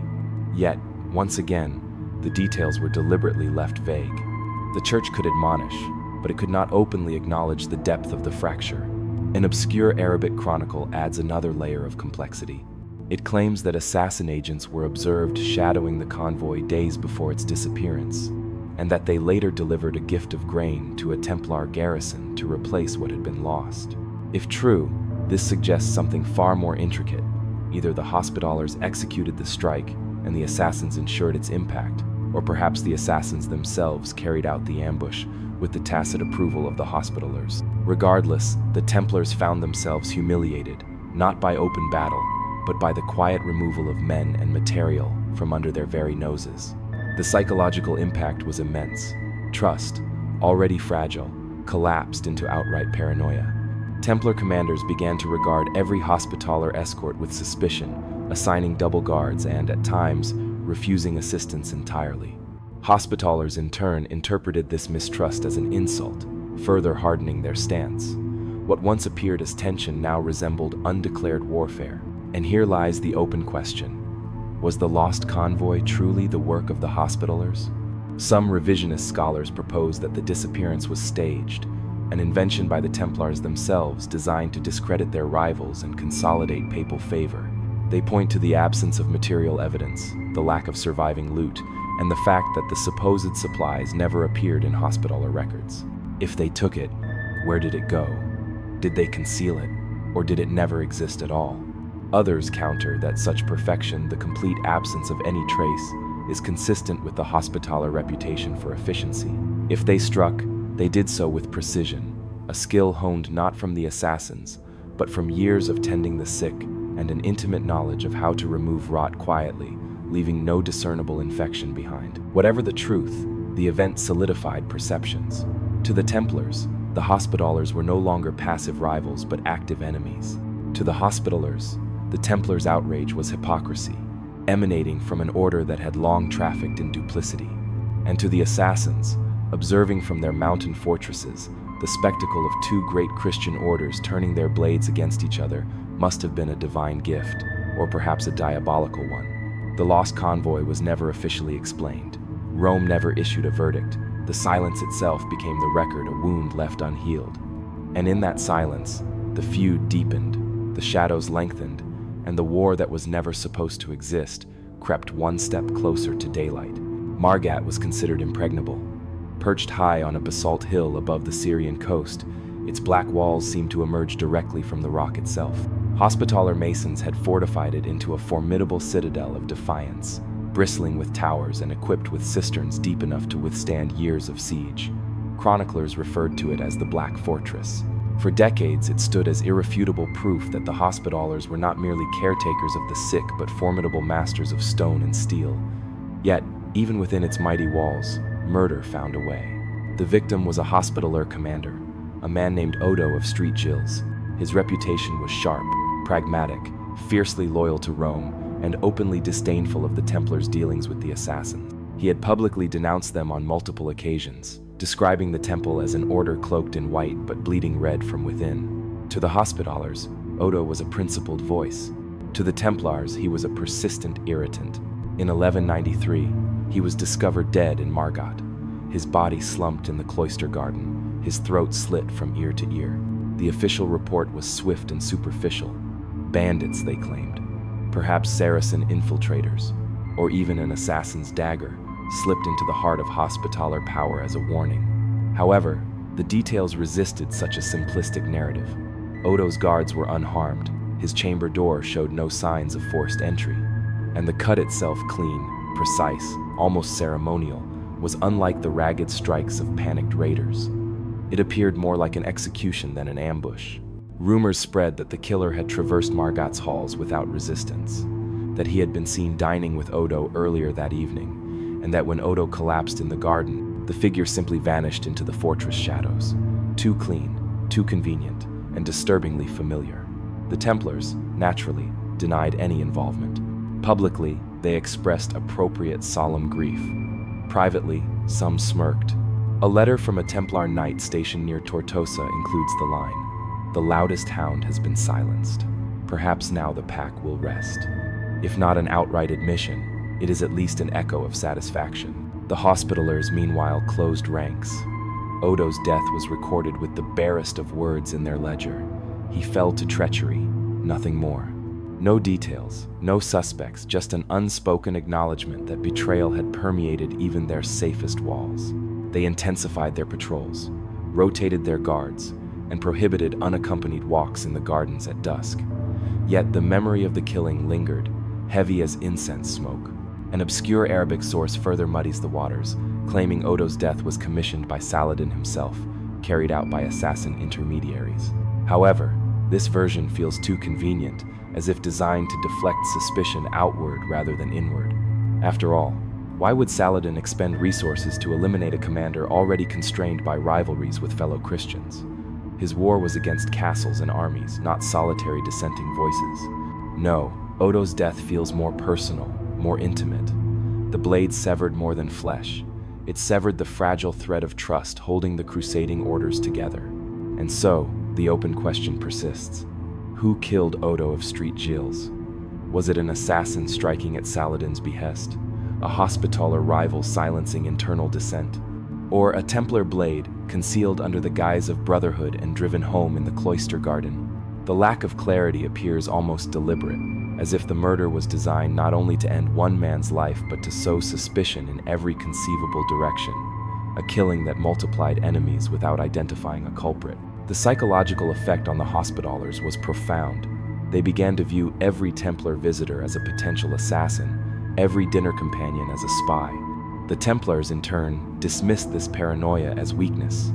The assassins, whether directly involved or not, merely observed, allowing their reputation to perform the work for them. Fear itself had become a weapon, sharper than any dagger.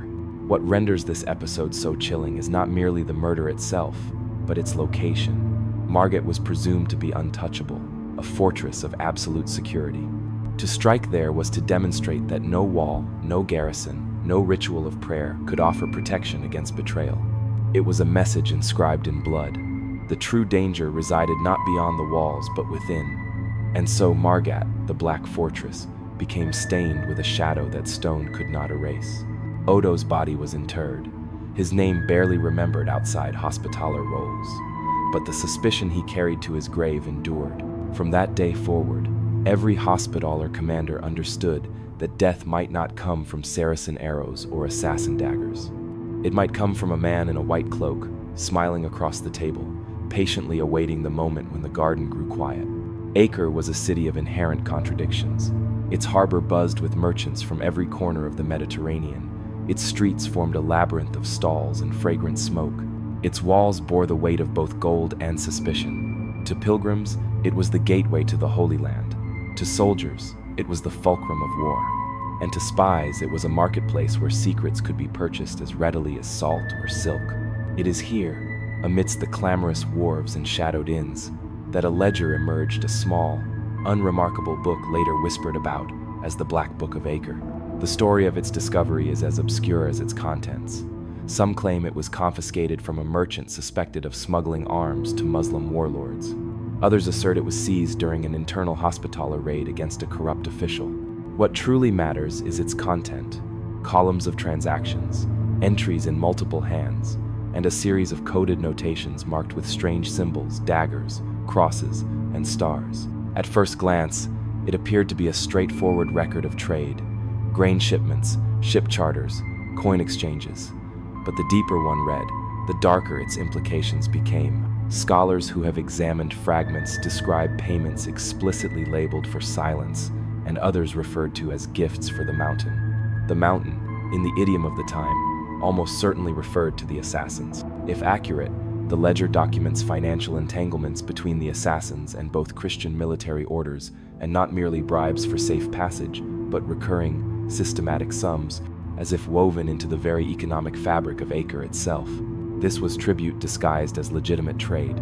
The most damning entries are those that seem to pit the orders against each other.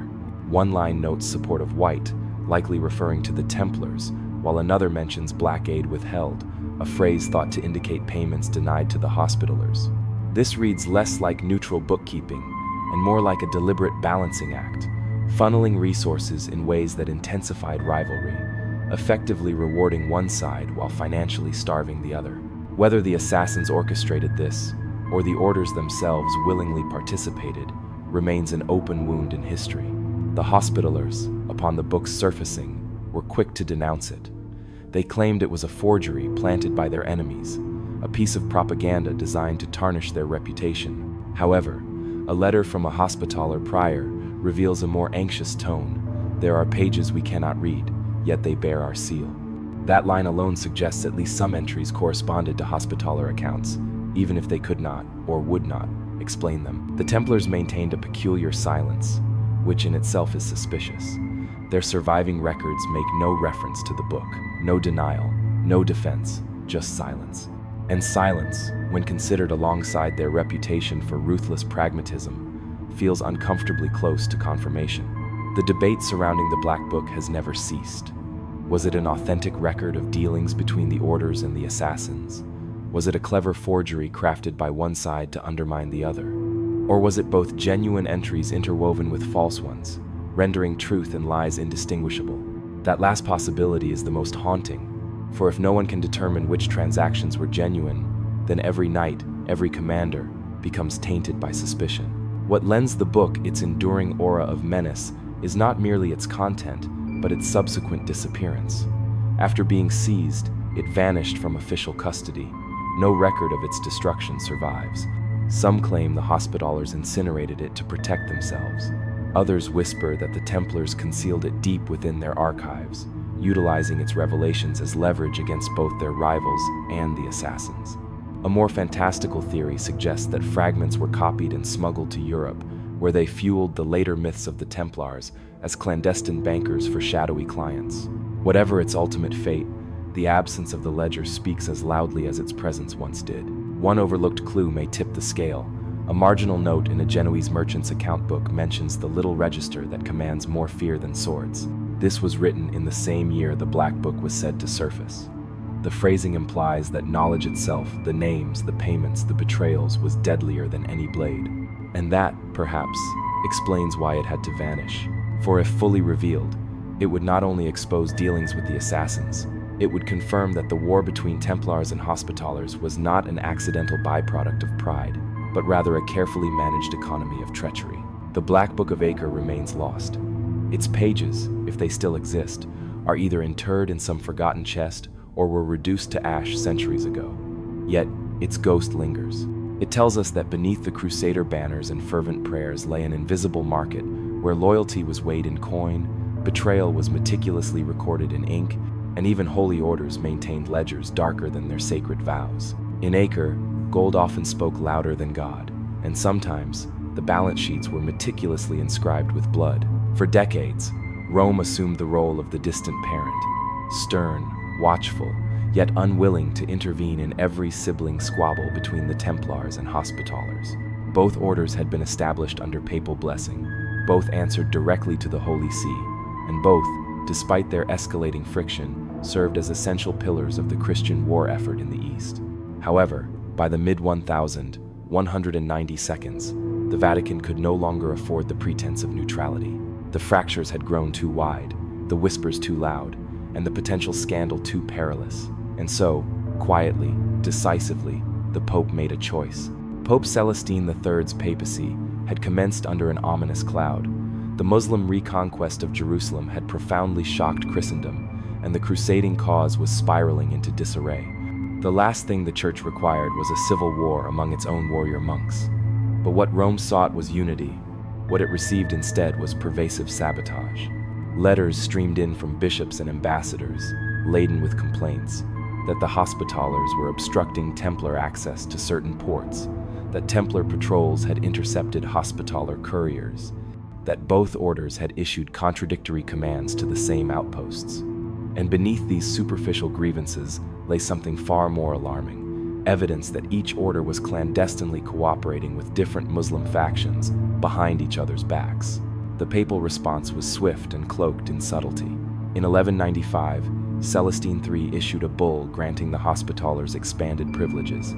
It bestowed upon them new rites of passage, exemptions from certain taxes, and most significantly, sole authority over several key fortresses previously contested by the Templars. On the surface, the bull appeared administrative. However, to those within the orders, it was an unmistakable message. The Vatican was shifting its favor. The Templars were incensed. Their Grand Master issued a formal protest, fragments of which are preserved within the records of the Lateran. He accused the Hospitallers of manipulation, of currying favor through flattery and false piety. A particularly bitter line reads, "They wear black to mourn their own faith, and yet Rome gives them silver for it." The insult was twofold, directed both at the Hospitallers' image and the Pope's judgment. But the Hospitallers were emboldened. They began intensifying their recruitment efforts in Europe, particularly within the Holy Roman Empire, where Celestine's influence held sway. New donations flowed in, land grants increased, and most critically, Hospitaller fortresses, especially Margat and Crac de Chevalier, received explicit papal protection, rendering them politically untouchable, even by Templar standards. It was a quiet yet remarkably clever coup. The Hospitallers no longer needed to engage the Templars directly in battle. They simply outmaneuvered them through ecclesiastical authority. When questioned, they could invoke papal seals. When challenged, they cited obedience. The sword they had once wielded now had parchment in its scabbard. The Templars responded in the only way they could, by doubling down on their autonomy. They further distanced themselves from Rome, relying more heavily on their own network of European patrons, many of whom perceived the Vatican's favoritism as another instance of overreach. There is a record of a meeting in Toulouse between Templar representatives and southern French nobility, where one lord reportedly declared, "If Rome favors black, then let white write its own scripture." That comment, whether metaphorical or a veiled threat, suggests that the Templars were beginning to perceive themselves as something beyond mere papal soldiers. They were evolving into a sovereign entity in their own right. What is particularly fascinating is how the assassins reacted. Reports suggest that their emissaries, who had long cultivated relationships with both orders, began favoring the Templars more openly. Perhaps they sensed an exploitable rift. Perhaps the Hospitallers, with their newfound papal favor, had become less flexible, less willing to bend the rules of engagement. Whatever the reason, the balance of alliances shifted once more, crystallizing along lines not of shared faith but of strategic convenience. And then there is the matter of the missing letter. A document from Celestine III to the Hospitallers, reportedly more direct in its condemnation of the Templars, was catalogued in a later Vatican inventory, but the letter itself is gone. Some claim it was destroyed in a subsequent purge. Others suggest it was never intended for widespread circulation. The mere existence of its entry without accompanying content is profoundly damning. A silence framed in ink. The open question remains: why did Celestine III choose to favor the Hospitallers? Some argue it was personal. The Hospitallers had consistently emphasized their loyalty to Rome, meticulously structuring their command hierarchy around papal directives.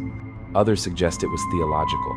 The Templars' increasing secrecy, their complex financial dealings, and their diplomatic entanglements with the assassins may have alarmed the Pope more than he publicly admitted. Or perhaps it was simply political expediency, choosing the order less likely to challenge papal supremacy in the long term. Whatever the underlying reason, the effects were immediate. Templar outposts began reporting delays in supply shipments, delays traced directly back to Hospitaller-administered ports. Monasteries that had previously maintained neutrality began favoring the Black Cross in their sermons.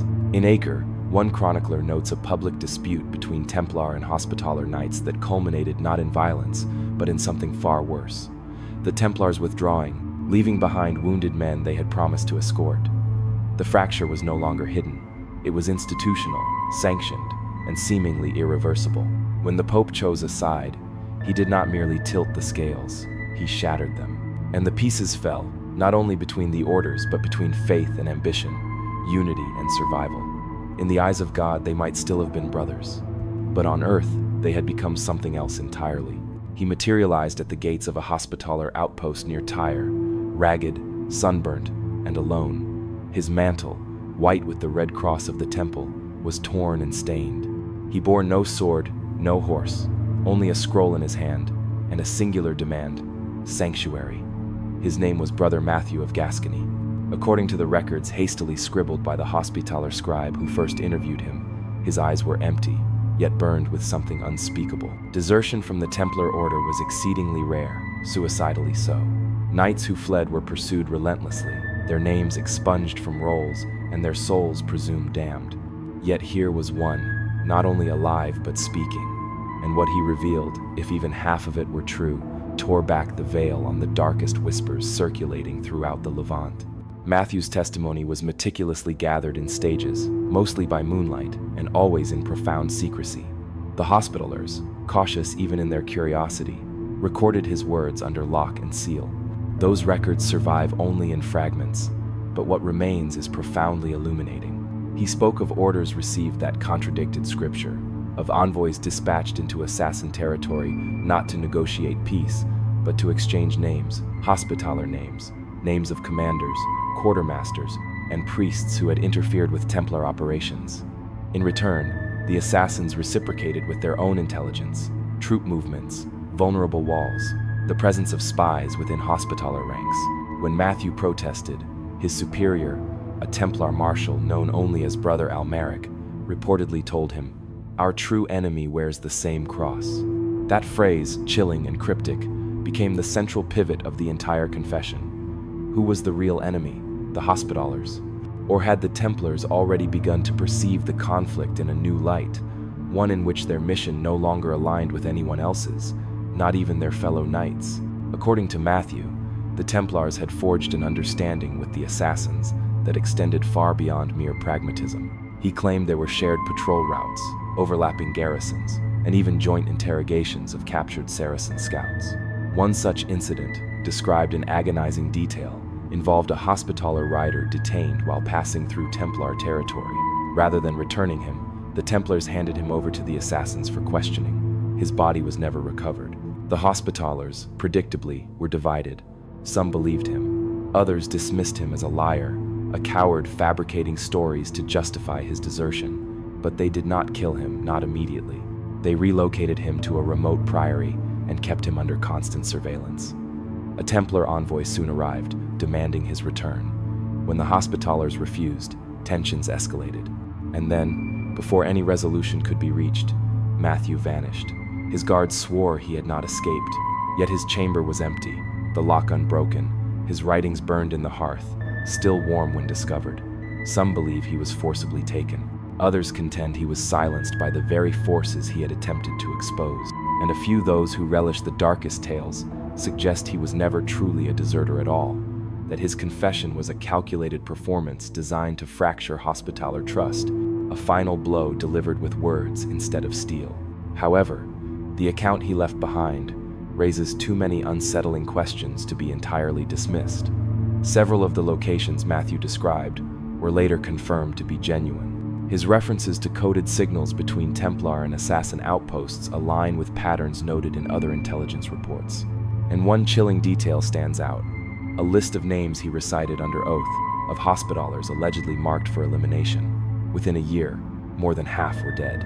No official blame was ever assigned, but the correlation was sufficient to prompt internal Hospitaller reforms. Commanders began traveling with double escorts. Communication lines were rerouted, and for the first time, the Hospitallers publicly questioned whether the Templars could still be trusted as allies. This was more than mere paranoia. It was a fundamental shift, a formal acknowledgement that the bonds of shared vows and holy purpose were irrevocably unraveling. The orders had always been rivals. Now, they suspected, feared, and watched each other. And the assassins? They scarcely needed to strike anymore. The Franks were effectively destroying themselves. There is one final fragment from Matthew's record, scribbled in the margins of a Hospitaller officer's notebook. I saw them pray beside the dagger. I saw them sleep with maps not of Jerusalem, but of our own keeps. It reads like madness or prophecy, or the bitter ramblings of a man who witnessed too much and survived too long. Who was Brother Matthew? A traitor, a prophet, a pawn? Whatever his true identity, he left behind more than mere testimony. He left behind a shift in the wind, a breath of doubt that crept through every corridor of every fortress where the Black Cross and the Red Cross were still expected to fight side by side. From this moment onward, they no longer did. No trumpet announced it. No chronicler bestowed a name upon it. It is conspicuously absent from the grand war annals of the Crusades, instead tucked away in fragments, letters, merchant records, and burial rolls that simply do not add up. But somewhere along the banks of the Orontes River, in a wide bend north of Homs, a battle occurred that fundamentally altered everything, not because of who was defeated, but because of who attacked whom. The official account, meager as it is, attributed the incident to Saracens. A Hospitaller patrol, escorting a grain caravan inland, was ambushed. 20 knights fell. The wagons were set ablaze. The survivors claimed they were surrounded in darkness by men in dark cloaks, who spoke both Arabic and Latin interchangeably, vanishing into the hills before reinforcements could arrive. It bore all the hallmarks of a Nizari strike: precision, speed, minimal casualties beyond the target. But one detail did not align. The knights reported that the attackers wore mail, Frankish mail. And one more thing. On the morning after the ambush, a Templar patrol traversed the very same route, completely untouched. At first, no one dared to articulate the obvious. The Templars had been late. That was all a mere coincidence. Yet, in military circles, timing is paramount. And their delay, by just a few hours, had left the Hospitallers exposed at precisely their most vulnerable moment. Too precise to dismiss, too unprovable to accuse. The Hospitallers initiated an internal inquiry, the results of which have never been recovered. However, within weeks, their behavior demonstrably changed. Their riders meticulously avoided joint routes with the Templars. Supply chains were restructured, and most revealingly, Hospitaller commanders began replacing long-trusted Frankish mercenaries with men recruited from outside the usual pools, individuals less likely to possess divided loyalties. Meanwhile, the Templars issued no report. Their official records for that month are unusually sparse. One document detailing repairs to a watchtower near the Orontes lists unanticipated damage, though no siege or skirmish was recorded in the area. Another mentions a transfer of stores to a different outpost, an outpost suspiciously close to the location of the failed Hospitaller convoy. So, what precisely transpired at the Orontes River? Some scholars now believe the ambush was not Saracen at all, but rather an orchestrated strike by a mixed force, possibly assassin agents, with assistance or at least knowledge from Templar insiders. If true, it would mark the first overt act of fratricide between the orders since their inception. Not a duel, not a diplomatic dispute, but a premeditated, lethal ambush cloaked in plausible deniability. There exists a map, drawn years later by a Hospitaller strategist, depicting recommended patrol routes in the region. Across the Orontes Bend, he scrolled a single word: "Non fides no trust." But the evidence goes deeper. A Genoese merchant later reported that several bolts of cloth stolen from the destroyed Hospitaller convoy reappeared in a market in Tortosa, less than a mile from a Templar-controlled storage facility. The merchant was swiftly silenced, his stall shuttered, his records confiscated. However, another trader who witnessed the investigation described the Templars' demeanor as offended but not surprised. An open question continues to trouble even the most meticulous historians. Why would the Templars risk such an act? Why provoke open hostility with their supposed brothers? Theories range from tactical disputes over control of northern routes to revenge for the disappearance of the Templar convoy months earlier. An incident, one may recall, when supplies mysteriously vanished under Hospitaller escort. If this was retaliation, it had been carefully sharpened over time. Another possibility is simpler. Perhaps the Templars no longer considered the Hospitallers allies. Perhaps, in their eyes, the Order of the Hospital had become an obstacle, a sanctimonious, inflexible force, hindering the Temple's grander designs. If the Templars were aligning themselves more closely with the Assassins, if their focus was shifting from conventional warfare to subtle influence, from battlefield to elaborate network, then the Hospitallers' stubborn loyalty to Rome may have seemed not merely annoying, but dangerously obstructive. A letter survives from a Hospitaller commander in the aftermath of the ambush. It reads, "We rode beneath the same Sunday, we bled beneath the same cross, and now we bury our own while they pass us with clean hands." The bitterness is unmistakable, as is the profound realization that the illusion of unity had definitively crumbled. From that day, the Hospitallers began entirely withdrawing from joint operations. Fortresses once code-fended were now staffed by a single order. Courts were convened to renegotiate land rights. And when Templars approached for information or assistance, they were met not with swords, but with firmly closed gates. And the Assassins?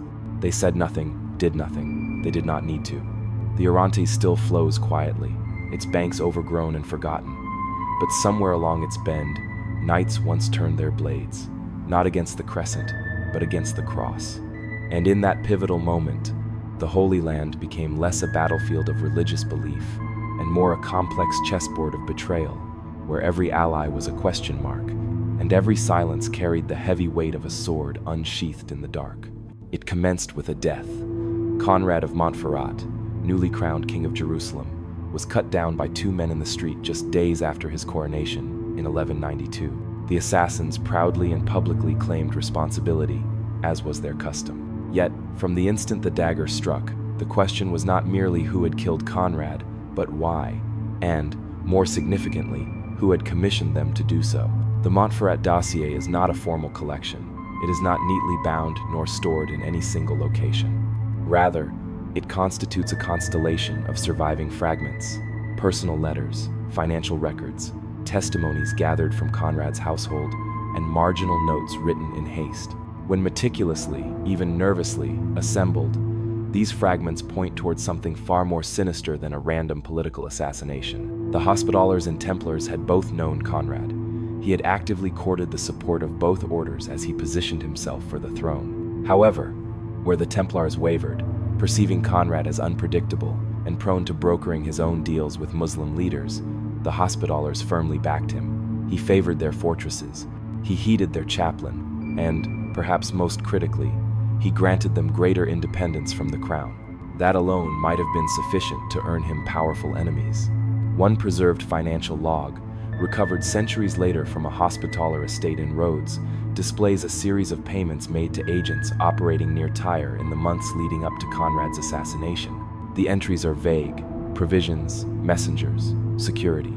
But one entry stands out: a payment marked pro transitu sententiae, for the passage of silence. It is a phrase that appears nowhere else in Hospitaller records. One historian described it as a euphemism so delicate it screams. Then there is an unsigned, undated letter, discovered folded inside a missile belonging to a Hospitaller commander.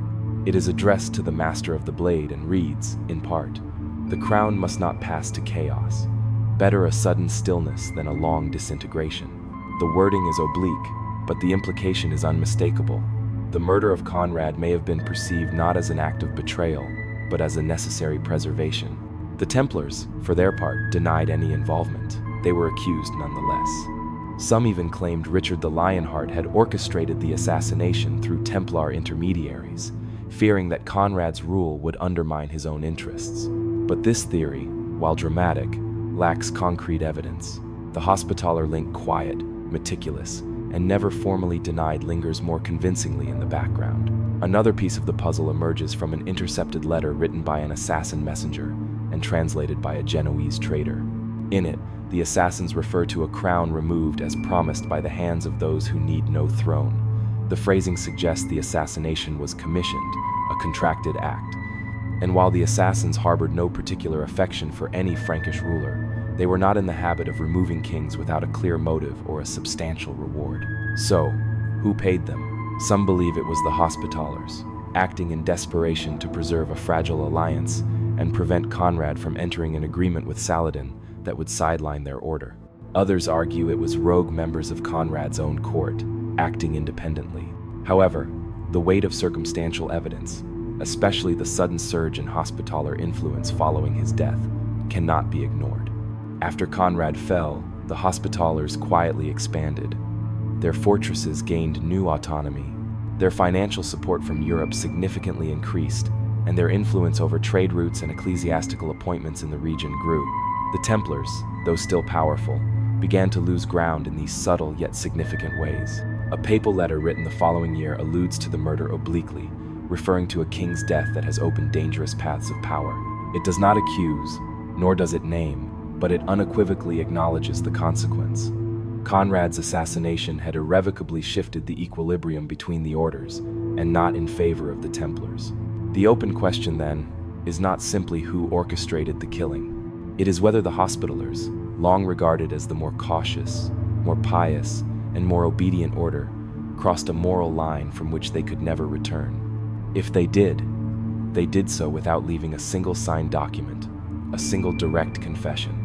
Only breadcrumbs, only suggestions, only silence cloaked in ritual. The Montferrat dossier, incomplete though it is, suggests a new understanding of the Hospitallers, not passive monks, not silent witnesses to Templar excesses, but active players in a dangerous game, willing, when pressured, to move their pieces diagonally, quietly, and lethally. Whether or not they ordered the king's death, they certainly benefited from it. And in the logic of shadow wars, that may be guilt enough. Few things are more unsettling than a silent enemy. Yet, silence, in the hands of the Nizari Ismailis, the so-called assassins, was a weapon as sharp as any blade. And when that silence shattered in the spring of 1195, it did not fall upon a Templar stronghold or a Muslim emir's court. It fell upon a Hospitaller fortress.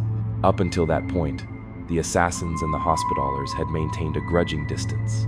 Unlike the Templars, who had been accused accurately or not of forging secret truces with the Mountain Killers, the Hospitallers had remained vocally hostile. Their sermons condemned the Ismailis as heretics. Their fortresses remained armed against potential infiltration, and their messengers rarely traversed assassin-held valleys without escorts. But for years, no blood had been shed between them. Then came the strike on Qalat al-Husun, known to some as Crac des Chevaliers. The fortress was a crown jewel in the Hospitaller network, perched high in the Syrian hills, encircled by dry winds and bristling with towers. The assassins did not attempt to breach its formidable walls. They did not storm the gates. Instead, they waited. 2 of them, disguised as merchants carrying parchment and bread, trailing donkeys. They entered through the supply road during a spring delivery, and sometime that night, one of the Hospitaller quartermasters was found dead. His throat opened with surgical precision. Then came another and another. No alarms had sounded. No guards had reported any struggle. But by dawn, 7 men were dead, all of them senior. all of them known to have voted against diplomatic overtures to the assassins in a recent council meeting. The message was inscribed in blood, but why deliver it? The prevailing theory at the time was that the assassins had grown weary of the Hospitallers' provocations. Unlike the Templars, who had in previous years negotiated safe passage and possible tributes, the Hospitallers had steadfastly refused any such entanglement. Perhaps this refusal had crossed an invisible line, or perhaps it was something more profound. One account, written by a Christian scribe traveling through Edessa months later, records a whispered rumor that the assassins had turned on the Hospitallers not in retaliation, but in response to a perceived betrayal. According to this version, a mid-level assassin cell had been promised sanctuary by a Hospitaller commander, only to be ambushed and slaughtered near the village of Al-Mashrika. The cell's leader, reportedly a cousin of the assassin Grandmaster, was among the deceased. If true, this would represent a radical departure from the established rules of engagement. Even among enemies, the assassins operated on the assumption that agreements would be honored, lest all diplomacy dissolve into utter chaos. The Hospitallers, long seen as more predictable than their Templar counterparts, may have unwittingly crossed a critical, invisible boundary. However, the timing of the strike also raises unsettling questions. Just weeks earlier, a papal emissary had arrived in Tripoli to commence formal investigations into unregulated diplomacy among the military orders. The assassins, perceiving that their previous channels of influence, particularly among the Templars, were being curtailed, may have sought new leverage by demonstrating their capacity to strike anywhere, even within the heart of Christendom's most impregnable fortress. There is also another, more unsettling theory, that the strike was not retribution, but a test. Some scholars argue that the assassins were deliberately experimenting with the limits of Hospitaller intelligence and defense, probing for weaknesses, mapping response times, and assessing reactions. If so, then Kholat al-Husun was not merely a target, it was a carefully chosen laboratory. The Hospitallers responded in their typical fashion, swiftly, publicly, and righteously. They conducted mass funerals. They denounced the assassins from pulpits. They organized new patrols and issued proclamations, warning of the devil's knives in the guise of neighbors. But they never retaliated directly, not in the manner the Templars had when attacked. There were no raids, no campaigns, no formal declarations of vendetta. Some say they were simply afraid. Others suggest they were patiently waiting. In either case, the message resonated profoundly. The Hospitallers tightened their networks, but they also became noticeably quieter in the north. Their previously vocal condemnations of the Ismailis softened over the subsequent year.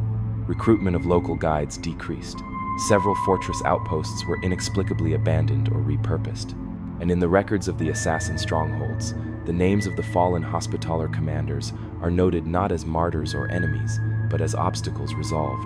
There is a chilling elegance to the assassins' methods. Their blade was never indiscriminate. It was directed, precise, and politically calculated. This strike against the Hospitallers, after decades of cautious silence, marked a turning point in the Shadow War. No longer were the assassins merely balancing deals between the orders. They were actively choosing sides, shifting alliances, and enforcing consequences. And with this move, they clarified one crucial point. Neutrality was a myth. Every fortress was a battlefield. Every silence, a prelude to violence. The larger question remains: who whispered in their ear before the knives were drawn? The blood dried quickly, the funerals concluded, and then nothing. For years following the strike on Kholat al-Husun, a metaphorical veil seemed to descend over the record-keeping of the Crusader states. Letters ceased, chronicles faltered. Monastic scribes, who had once diligently recorded every minor border skirmish or trading dispute, grew strangely mute when it came to the escalating tensions among the Hospitallers, the Templars, and the assassins. This was not merely a matter of missing documents. It was as if a deliberate curtain had been drawn, one that expunged not just events, but their entire context. A chronicle that once described the construction of a well in exhaustive detail would abruptly leap forward 2 years, omitting any mention of a known siege. Reports that should have detailed growing rifts between the orders instead resorted to euphemisms. Unrest in the north, shifting responsibilities, unexpected rotations. Silence, in this instance, may have been a calculated strategy. To modern historians, this lacuna in documentation represents one of the most glaring absences in Crusader-era scholarship. One Dominican archivist, working in Rome in the early 20th century, famously termed it a black hole between fire and stone, the fire being the evident violence, and the stone being the fortress-like resistance to acknowledging it. So, why this sudden hush? One possibility lies in the increasing political complexity of the orders themselves. By the late 12th century, both the Hospitallers and the Templars had evolved into transnational institutions, possessing lands, banks, and their own feudal lords. Open conflict between them, especially if it appeared to jeopardize unity in the face of Muslim resurgence, could prove catastrophic, not only for morale, but for vital fundraising efforts. No donor in Burgundy wished to hear that their gold was being used to finance Christian-on-Christian espionage. Another layer of secrecy may have originated from higher up from the church itself. The papacy, particularly under Celestine III, had grown increasingly wary of the military order's autonomy. Papal bulls were issued, investigations were quietly initiated, and more than one inquisitorial envoy was dispatched with coded instructions. If it became unequivocally clear that the two orders were entangled in an undeclared Cold War, possibly with foreign agents like the assassins fanning the flames, Rome might have felt compelled to either intervene publicly or risk appearing complicit. Neither option was appealing. Better, then, to erase. Better to temporarily close the doors of scriptoria, to redirect monks to older legends, safer saints, and more straightforward wars. However, the silence was not confined to Christian archives. Muslim chroniclers of the era, including those typically verbose regarding military developments, also appear to tread cautiously around the actions of the Nizari assassins during this period. It is plausible, of course, that records were lost to fire, theft, or the ravages of time. But it is equally possible that the assassins, masters of narrative control, exerted pressure on local scribes, or that those scribes simply did not comprehend the subtle political machinations at play and chose not to report what they could not safely explain. A curious example is found in a Persian chronicle that, while discussing the year 1196, dedicates an entire page to the movement of stars, but offers only a single line about a border town changing hands. The flags shifted, but the walls remained. No mention of who effected the change, no mention of why. Even architectural inscriptions underwent alterations. In one chapel formerly associated with Templar holdings near Tyre, stone carvings were subtly re-chiseled. The red crosses were not removed. They were simply obscured beneath layers of ornate filigree, as if by accident. A Hospitaller emblem appeared on the outer gate several months later, with no accompanying documentation explaining the transfer of ownership.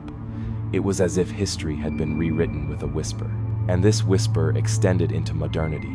In the 18th century, a Jesuit historian researching the archives of the Order of Malta, the Hospitaller's successor, reported discovering several folios labeled Templum Obscura.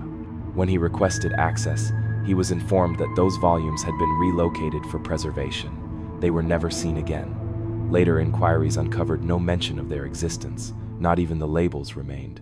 Perhaps most unsettling are the instances where later scribes made overt attempts to conceal earlier deletions. Some 13th century codices exhibit scraped vellum where lines had been carefully erased with pumice. Under ultraviolet light, partial words emerge: assassin, freighter brother slain, river ambush, a place, a cause, a casualty, all meticulously wiped clean. There is an uncomfortable irony in relying on absence to construct a case. After all, how can silence serve as proof of anything? But in this particular instance, the silence is too synchronized, too deliberate, and it aligns precisely with the period when the relationships among the three key players, Templars, Hospitallers, and assassins, were shifting most perilously. One cannot help but wonder who coordinated it. Was it a Vatican initiative to preserve the image of Christian unity? A secret accord between the orders themselves to bury the past? Or did someone else, someone operating from the shadows, decide that the narrative of this particular war, with its intricate betrayals and alliances, was better left untold? What endures today are mere echoes, snippets, scraps, a phrase in a letter, a blacked-out name, a missing map, and the creeping realization that in the heart of history's most meticulously documented era, someone found a way to compel the record to forget.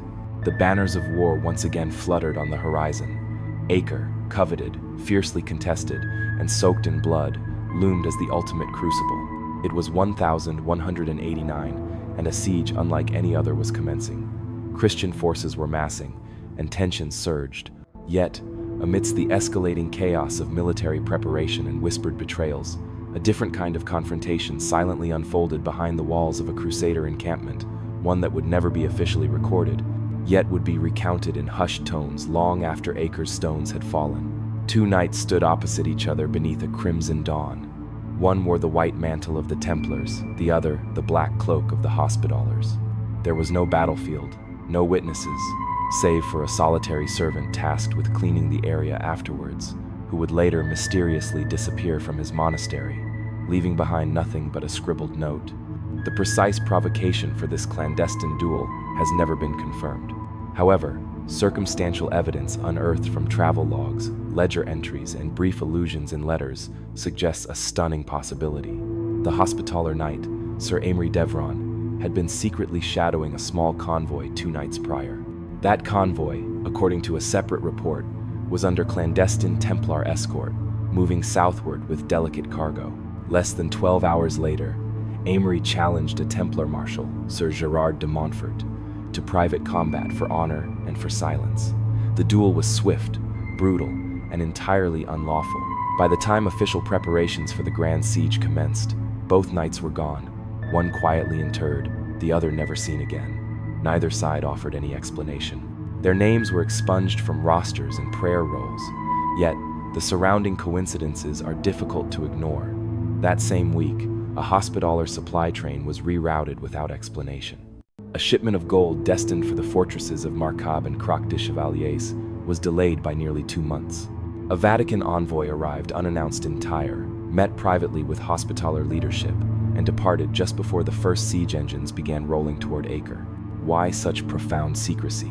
One theory posits that Amory had uncovered irrefutable proof of a renewed pact between the Templars and the Assassins, a pact so damning that had it reached Rome, the order might have faced dissolution decades before King Philip IV ever raised a hand against them. Another theory suggests it was a personal matter, a blood feud stretching back to Margate, where Amory's brother had perished under suspicious circumstances involving a Templar patrol.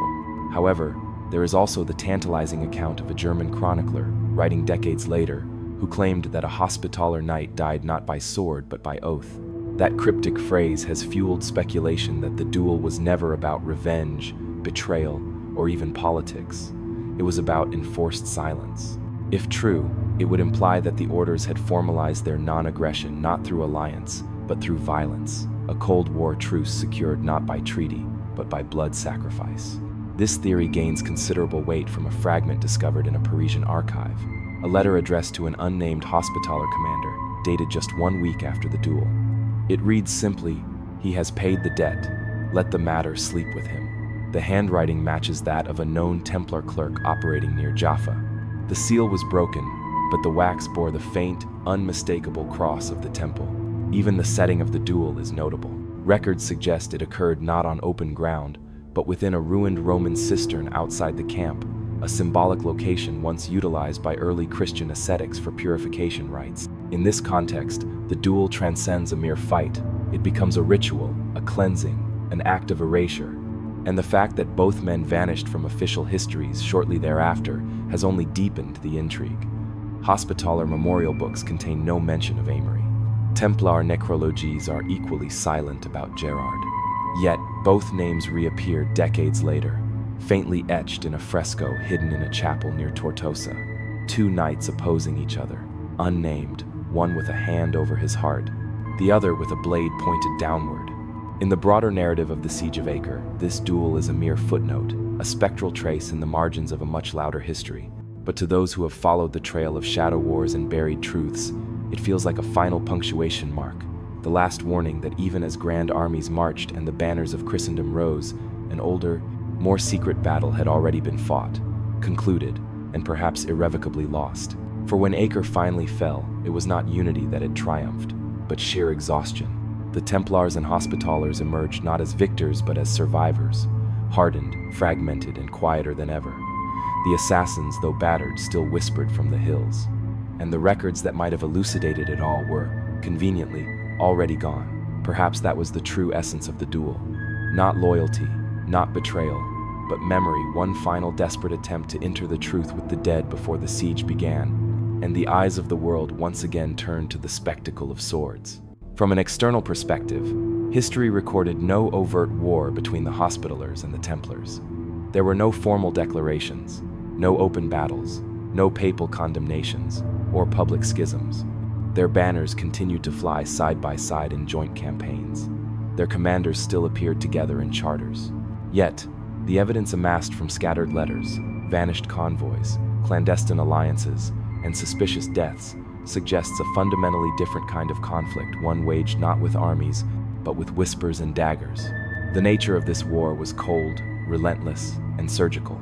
Unlike the clashes with Saracen armies, which were loud, dramatic, and wreathed in smoke and scripture, this conflict existed in the margins, in quiet transfers of gold, unmarked scrolls, and midnight encounters in shuttered chambers.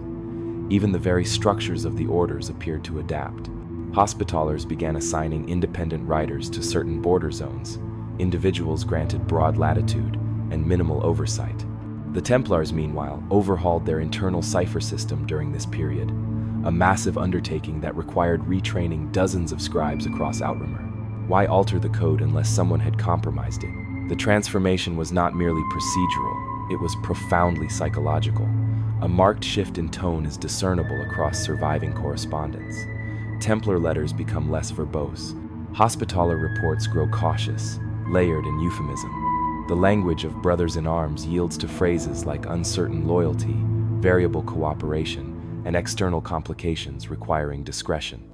It was a war of erosion, of positioning, rather than outright possession. The battlefront was not Acre or Tripoli or Sidon. It was influence over donors in Europe, over newly arriving knights seeking purpose, over local lords balancing their loyalties and their survival. One affluent patron, the Count of Champagne, famously shifted his entire estate's charitable tithe from the temple to the hospital with no explanation. However, his steward's private journal hints at a disclosure made in confession, something so damning he reportedly refused ever to travel to Jerusalem again. And then there was the diplomacy, the most damning clue of all. The records of Saladin's court contain notes from his chief scribe detailing multiple crusader emissaries visiting independently, one bearing the black cross, the other the red. Their requests, terms, and offers were not coordinated. In fact, they often contradicted each other. Why, if the orders were operating under a unified Christian front, would they negotiate separately with the same enemy? Saladin's reaction was predictable. He played both sides. Naturally, he extracted promises from both and honored neither, much like a skilled chess master. In truth, the rivalry became so normalized that newer recruits to both orders were subtly trained in the art of non-cooperation. One training manual, allegedly from Crac des Chevaliers, warns young Hospitallers to avoid joint patrols unless witnessed and warranted. Meanwhile, a Templar survival guide recovered from a French estate includes the cryptic line, "Trust no shield unless its bearer's silence mirrors yours." And then there is the geography. Observe closely, and one discerns the two orders slowly unweaving their proximity. Where once they garrisoned adjacent castles, they began favoring distance. Watchtowers previously operated jointly were now staffed separately. Shared markets dissolved. Even in Acre, the districts diverged, with Templars positioned near the harbor and Hospitallers closer to the inland gate. By the time Acre fell in 1191, they no longer functioned as complementary parts of the same body, but as parallel nervous systems, deliberately avoiding eye contact. Yet, despite all this tension, no open war ever erupted, perhaps because it would have been utterly catastrophic. The Church relied too heavily on both orders. The Kingdom of Jerusalem, already fragile, could not afford a civil war among its primary guardians. And so, the conflict mutated into silence, an uneasy pact of mutual containment. The mechanisms of this secret war may have included targeted poisonings, intercepted caravans, and strategic character assassinations. But its ultimate weapon was secrecy, not merely in action, but in memory. For what makes this story so profoundly strange is not simply what happened, but what did not happen. No chronicler committed it to writing, no council debated it, no trial uncovered it. Even after the fall of the Templars, when inquisitors meticulously scoured the order's history for corruption and scandal, they found nothing about this quiet war. Unless, of course, that was the entire point. because both orders understood that the one thing more perilous than losing a war was revealing that it had ever occurred. To admit it would have been to expose the fundamental fault lines within Christendom itself, to demonstrate that even among the holiest warriors, suspicion and ambition could breed conflicts deeper than any Saracen sword ever cut, so they buried it together. Perhaps the final act of unity the Templars and Hospitallers ever performed was a co-authored silence. But silence, like all structures built upon secrets, eventually erodes. And now, centuries later, the patterns begin to re-emerge. A deflected dagger here, a missing archive there, a dead knight whose tomb was sealed without name or epitaph. They all point to the same truth. There was a war. You just weren't meant to see it. The wind has shifted. The trail has grown cold. But perhaps that was always the intent. What began as quiet tensions between the orders evolved into something far stranger, something deliberately shrouded. And in the end, it was erased not by fire or conquest, but by omission, a war expunged not through victory, but through a mutual agreement never to speak of it again. No documents burned, no martyrs proclaimed, just an encompassing silence. A silence deeper than any grave, older than any stone, more enduring than any sword. You can still feel its weight in the archives, in the blank pages where reports should reside, in the peculiar gaps between campaigns, in the letters that refer to events only through vague allusions. That business near Margat, the affair with the convoy, what was arranged with the mountain folk. History did not simply forget this war. It was instructed not to remember it. And so, the story of knights who turned on each other while still clasping the same cross was buried beneath the grander myths of crusade and conquest. It did not align with the narrative of holy unity, of valiant defenders and dark invaders, of a church marching as one into the lands of unbelief. No, a secret Cold War between the Templars and the Hospitallers, with assassins lurking in the middle, threading their blades through both sides. That was not a story Rome wished to be passed down. So the scribes obeyed, or were compensated, or persuaded, or quietly disappeared. And yet, across all these fractured clues, the vanishing supply trains, the strange duels, the clandestine alliances, the blank ledgers, a discernible pattern endures. Not loud enough to shout, but impossible to ignore. In a way, it was never solely about who won or who betrayed whom. It was about who controlled the memory, who decided what version of history we would inherit. Because sometimes, the most dangerous truth is the one no one dares to commit to writing. And now that you are aware, the silence feels different, does it not? A little heavier, a little older, as if the ghosts of these forgotten rivalries still linger, waiting for someone to finally ask why no one ever told the complete story. But the candles are low now. The echoes have faded. Let the sword rest. Let the shadows settle. And if your dreams tonight drift toward mountain fortresses, red crosses, black veils, and unspoken truces, know this: the war was real. And you were, finally, meant to know.